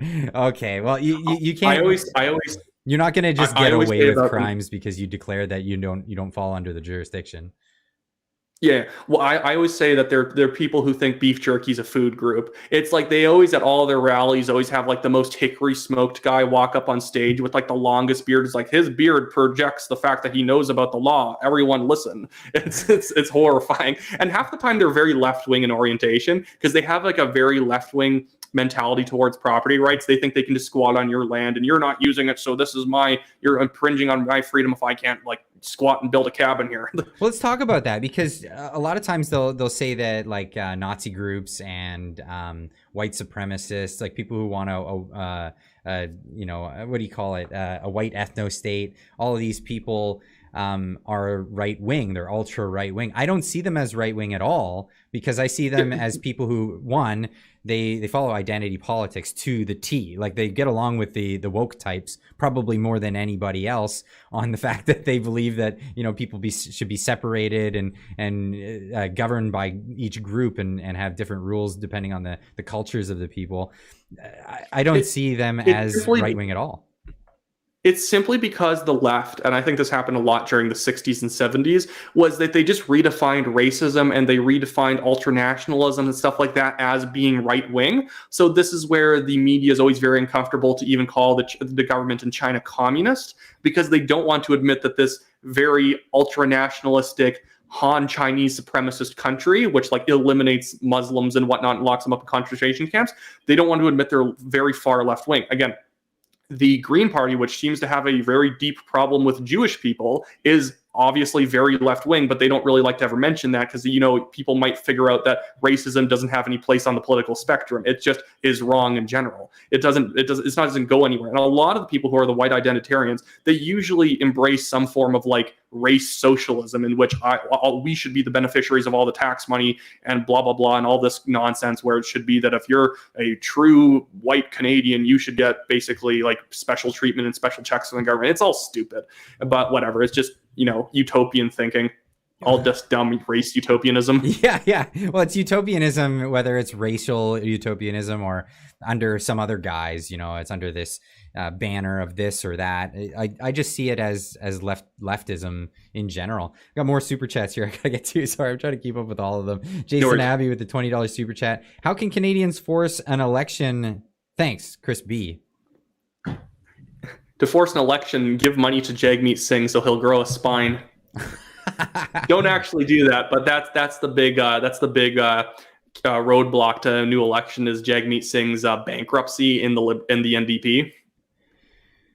Well, so I've had this thought about Jagmeet because a lot of people say that he's waiting for his pension. I mean the amount of embezzlement you can do as a government official and the money these government officials are making with the inside knowledge of the markets and all this other stuff. It doesn't compare anything to what their pensions are. And I think he's already eligible for pension. But then there's also the fact that he's also a member of the World Economic Forum alongside of Justin Trudeau. They all kind of share the same globalist opinions, and they all want to push the same policies. Wouldn't they just be doing an alliance for those reasons? Well, I think it's just that they are ideologically aligned, and both parties, both the Liberals and the NDP, are just financially in the hole right now, so they just both can't fund an election campaign. And I actually do agree with you. I think we're like a couple of people who think this. I don't think Jagmeet Singh is sticking around for a pension. Frankly, he could probably make way more than an MP does, and with the pension, just being by going back to practicing law, lawyers who are semi-competent can make a lot of money. I think it's just that he loves TikTok and he loves being noticed. He just loves the attention. He doesn't care if he's a completely superfluous, useless part of Canadian history. He just likes that when there's a photo taken of it, he's technically there in the background on the movie poster. I see. This is why I like your channel. You're always so straightforward and you're like unrelenting on these things. It's too funny. That's great. No, I really like that answer. So, I mean, where do we go from here? Because that caught me off guard. I like that a lot. Jason Abbey saying, gotta go for real now. I'll rewatch the whole stream tonight. Have a great time at National Telegraph. Remember to subscribe. So everybody remember to subscribe to the National Telegraph. But as for politics, where was I? Because that kind of derailed me because that was hilarious. I was thinking about asking you along the lines of, where did I go? Want me to throw something else in here? Yeah. I just wanted to quickly just bring up the fact that today Rachel Gilmore, previously of Global News fame, tweeted out that she does anyone out there on social media even know what doxing is? Which is deeply ironic because she's very well known for doxing people. Right. So for people that don't know what happened recently on social media, so she blocked me. I can't view her stuff. I'm blocked too on all my accounts. But I can see on all your accounts. I only have one account. But so I can see what other people post of hers or like reposting her videos. But she put out a video about where she was all distraught that somebody took a picture of her, and apparently the picture was geotagged because people have geotags on their pictures enabled. I don't know if that was intentional because they didn't say exactly where the location was.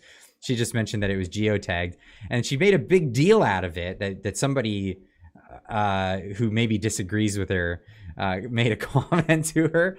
And like, I would be of the position, like, don't really confront people that you don't like in public and film them or take photos. I just think it gets messy, and you can get slandered by someone like Rachel Gilmore in response.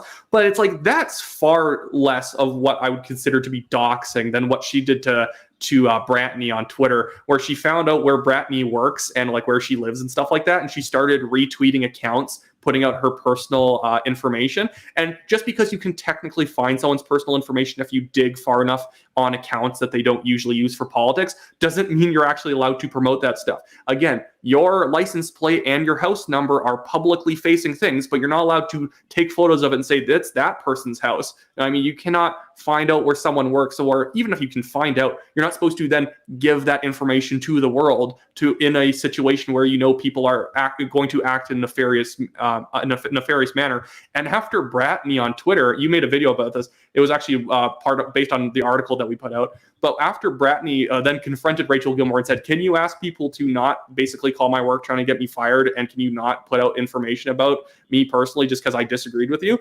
Rachel Gilmore then quote tweeted her own tweet, putting her personal information out and said, is this the tweet that you're referring to? Oh, wow. So is there any laws that actually prevent that, or is that just an ethical thing? It's probably very murky in the sense that once you get into court, everything gets what's the absolute legal definition of what doxing is.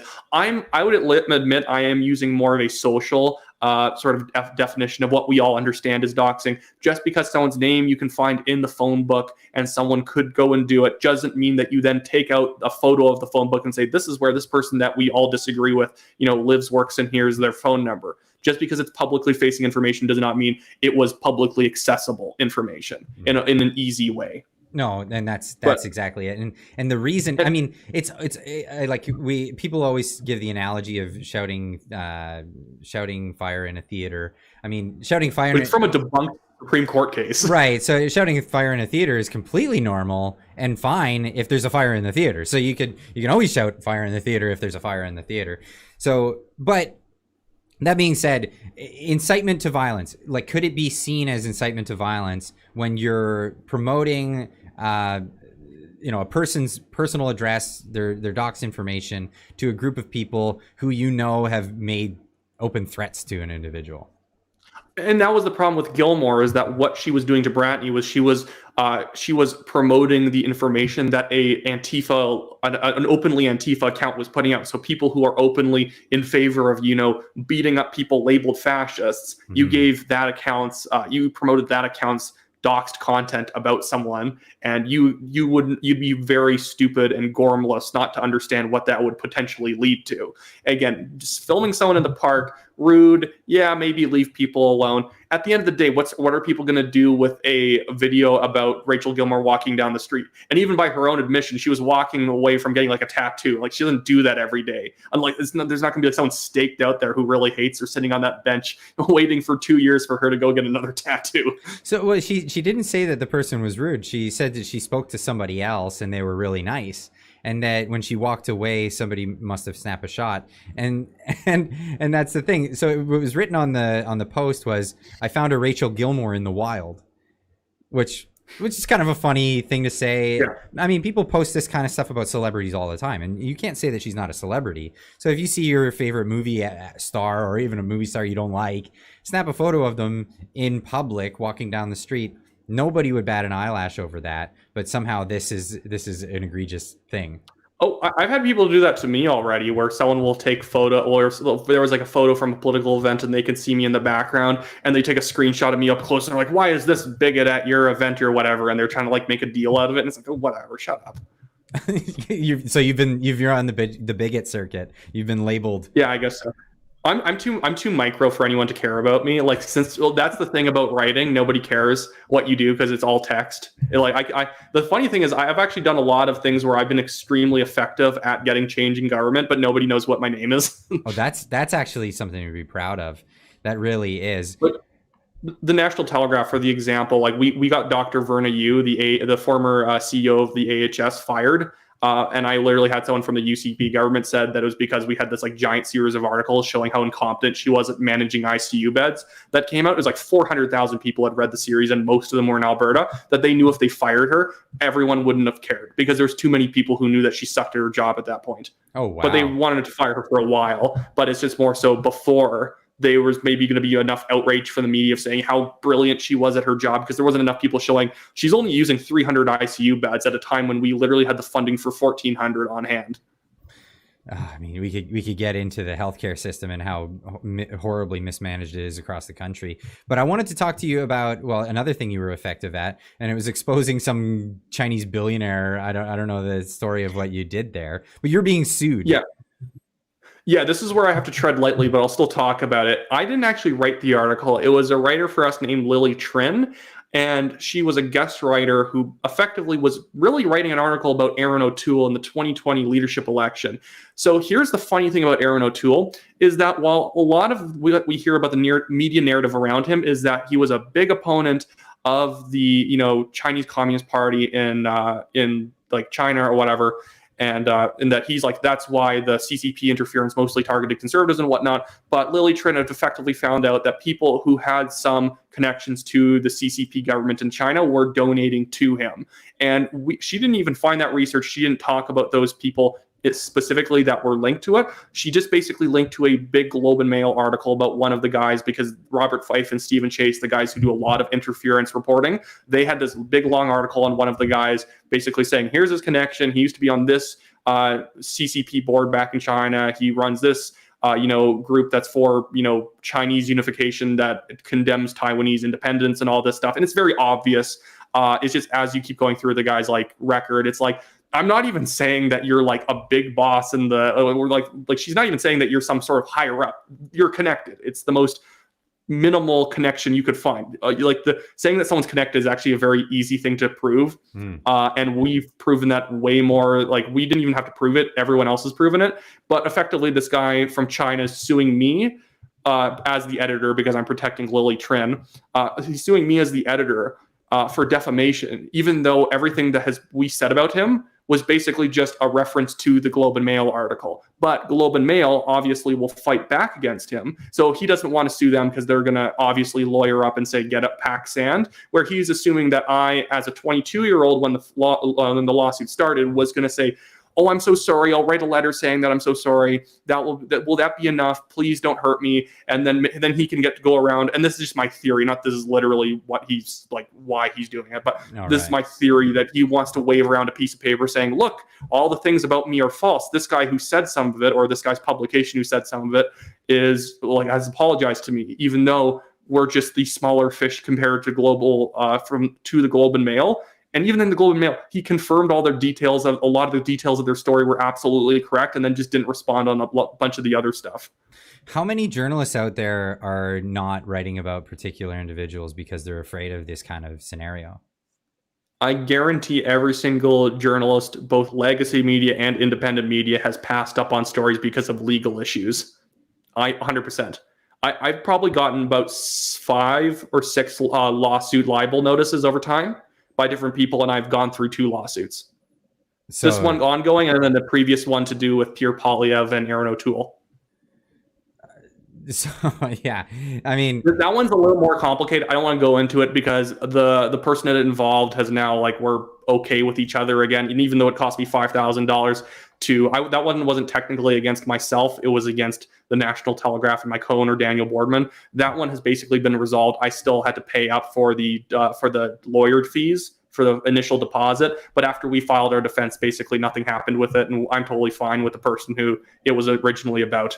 So what is it? Certain places don't have SLAPP legislation. Can you explain what SLAPP legislation is? And that's exactly why I'm being sued, is because Alberta does not have legislation against strategic litigation against public participation. That's what SLAPP stands for, and it's effectively an acknowledgement that this lawsuit is only meant for lawfare purposes. It's supposed to make the process, the punishment, that they have a lot more money than you, so they're going to slowly drag you through the court system, ruin your life, waste your time, do a lot of other stuff, and maybe even win at the end of the day simply because you run out of money. So the guy suing me, the billionaire from China, he literally suing me for $600,000. There's nothing there to actually prove that he's been defamed by us and lost.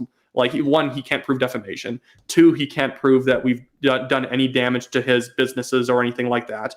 And 3, his evidence is just not there. And frankly, he's actually had to pay me money during this lawsuit because he wasn't filing his evidence on time. And literally his evidence, I'm not even kidding. And we even deleted the article at one point saying, we stand by the details, but if it really makes you basically upset, we will delete it. Also, we had other concerns around safety of writers and whatnot, so we don't really want to keep stuff up that might, risk someone's like physical health. Not that I'm accusing the guy of like saying he's going to hunt the person down and beat them up. Not nothing like that, but literally, maybe he's got the connections. Who knows? yeah. He's probably a nice guy in person. I'll give him that. Let's say he's nice. But the 4 pieces of evidence he ended up filing late through his lawyer, and he actually had to switch lawyers at one point. I'm not sure if it had anything to do with the person not liking the lawsuit, liking the case before. Let's just assume it was just process stuff. But the first piece of evidence was the article we wrote. The second piece of evidence was his original libel notice, which didn't actually say why it was defamation, just said it was defamation. The third piece of evidence is his LinkedIn profile. And the fourth piece of evidence is his company website. So nothing and of evidence. Literally, Robert Fife and Stephen Chase had internet archived his old company website from China, which used to list all of the CCP officials that were like close to them and he was friends with and stuff like that. It's ridiculous. Wow. And of course, it sounds like it wasn't defamation. It sounds like it was just reporting on known facts. The article's not even about him. The article's literally not even about him. It's just saying, I don't know why Aaron O'Toole's taking money from these people, considering that he's supposed to be the hardline guy against this sort of stuff. So you think that these people wouldn't be as warm to him since he's taken very anti-Beijing stances. But my 2 theories are that people are funding him because they think he's a weak candidate, or it's because he's not nearly as, anti-China and tough on China as you would think. That's an interesting strategy. I never considered that. People will fund a candidate that sucks on their opposition. Yeah. And you couldn't find one that sucks any more than Aaron O'Toole. Okay, I'll give you that. Even Patrick Brown would probably perform better. Well, the one thing that I actually... I thought Aaron O'Toole did right recently, and this was a thing that he talked to the Globe and Mail, I think it was, but it was about this whole David Johnson debacle, where David Johnson was supposed to be the special rapporteur into looking into what's happening in China or the Chinese interference in our elections, and Aaron O'Toole mentioned in an interview with them that when he was interviewed by David Johnson had already had the report finished and was off being translated at the time that he was being interviewed by David Johnson. So there was absolutely no point in him having this interview with him. The decisions that have already been made. Why was he even there? I'll give Aaron O'Toole credit. I think a little bit better of him since he stopped being leader and since he's actually effectively left Parliament, because he was saying some of the stuff when he was still in his seat. But yeah, I give him credit for at least calling a lot of this stuff out when he probably could have just said, I'm going to retire and not create too much grief. Maybe if I don't call the Liberals too hard, they'll give me a pundit spot at the CBC. So I got a question from the super chats here. Michael McLean is for a $5 super chat says, is the National Telegraph hiring writers? How can I get in touch with Wyatt or the Telegraph? I can hire you for $0. That's as good as I can do these days. Every once in a while, I throw money at people if they want to, if they write me an article. Sometimes I give someone $100 to be nice, but literally, it's pretty much nothing I have in terms of income at this point, just from pure lawsuits and whatnot. Because I paid about $22,000 in lawsuit expenses over the past couple of years. That's why I had to work at a liquor store while I was going to school and all that. Oh, that's terrible. So I take it you probably have a crowdfunding platform where you're getting help from people who subscribe to your stuff. I have a Give, Send, Go, and I'm always the worst person asking for anyone for money. So it actually took me legitimately over 2 years of the case being open for me to finally be maybe I should ask for $1 from somebody, and it actually has worked out pretty well. I'm very happy with the people who watch me who are willing to throw me $50 here and there.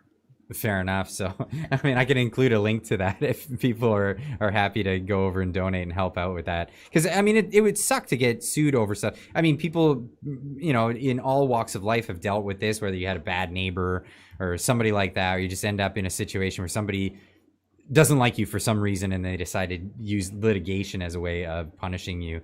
So I'm sure there's a lot of people that empathize with that. So if you send me the links, and I'll make sure I get that in the description down below. Yeah, sure. But we're moving on the 1 hour part, and we're getting to 2 hours in the live stream. So I definitely want to thank you for coming out, Wyatt. It's refreshing to talking to you, because I watch your videos. I like your mannerisms, the way you conduct yourself, and the way you put your videos together. And to actually have a two-way conversation has been really refreshing. Absolutely. It's, and know what? I'm gonna be rude for a second and just take ownership over your most popular video, because your most popular video we get partial credit on, because it was about a TNT article. Oh, no way. That's great. Yeah. I was just looking at, I always like to look at new, like whenever I'm kind of looking up creators, I'm like, oh, what's their best video, like their most popular video, because it's usually, fairly, representative of all their work. And it was Daniel Boardman writing that report about a police sergeant in the RCMP who had effectively resigned because of the police crackdown on the Freedom Convoy. The funny thing is we never actually ended up updating that article, even though we said we did. And the problem is every update we got was too personal to the guy himself. So we were trying to make sure he wouldn't get blackballed from being a police officer. But there was a guy who was like a sergeant of the SWAT team in Ottawa who resigned because he didn't want to crack skulls. Oh, wow. Well, so this is one of the reasons why I always make sure that I leave the links for the articles that I use in my videos. So I cite an article, people can go and they can read the entirety of it. You're far better than most. And the one thing that you definitely do better than everyone else is that you're one of the only content creators who looks good with headphones on. Me and Pleb couldn't pull it off. Okay, fair enough. I think I have ones that are they're just very comfortable, so it works out. I have a really bulbous head. Like I really do have like I really have a bobblehead head. So if I put on headphones, you're like, those headphones are so small looking. It's like, no, I just have like a distended looking head. I think people are used to the logo, because the logo is just a silhouette of my head. So it just works. It just works. Yeah, no, if you had the right ratio, the glasses, the beard, the hat, and the headphones, if you took one element away, people are like, what's wrong with that strange man? Yeah, what happened? You look like a freak. It's like if I take my glasses off, I look horrible. It would be like the reverse Polyev situation, where they're not like, why is Polyev taking his glasses off? Is this a new campaign strategy? They'd just be like, why is that gross boy not wearing glasses? It wouldn't. Oh, that's too funny. That's really great. Yeah, I needed to balance out my face. All right, so stick around after. I'll have a chat with you, but we're going to end the stream now. I want to thank everybody for coming out and tuning into this. Big thanks to all the people super chatting on tonight's stream. That's very helpful. Always helpful for the streaming content moving forward, getting more equipment, making this stuff happen. I appreciate everything that everybody's put out there. Another big shout out to Simon Hergott for his documentary, and I've been plugging this Give Send Go to get his campaign. He's been out there really pressing this. I'm going to read out a couple of these just before we go from the donors that came out. Anonymous donor with $100 to this campaign 49 minutes ago. You go, man. Thanks to Clyde 2. Tempest saying with a $10 donation saying, thank you for your hard work and your dedication to BC farmers. Clyde sent me. Judy with a $50 I keep going to call them super chats. They're donations on the Give Send Go. 1 day ago, God bless you for exposing the government corruption. They have no right to prohibit farmers from irrigating their crops. So thanks so much to Simon Hergott for getting stuff out there like that. All the independent journalists, people who are putting stuff out there. It's not an easy job. It's a lot of work. Look, you could end up getting sued by somebody randomly, and it's a lot. It's grueling. People don't realize how boring it is in the background. The actual grind of it and having to do your research, it's not like, we're flashy. We're talking about Justin Trudeau. Isn't it so fun? Oh, we're really dunking. It's like, no, it's trying to get the lighting right for 2 hours. That's what independent media is. Yeah, that's true. It is very true. I tend to give a little of the Justin Trudeau's a big dummy swag in my thumbnails and at the intros, and then I get into the actual news. That's what I try to do anyway. Just a little flair, a pizzazz, I guess you could call it. Anyway, thanks everybody for tuning in this evening, and special thanks to Wyatt Claypool. Wyatt Claypool. Thank you for coming out. I really appreciate this. Yeah, absolutely. It's been fun being on. All right, everybody. As always, keep on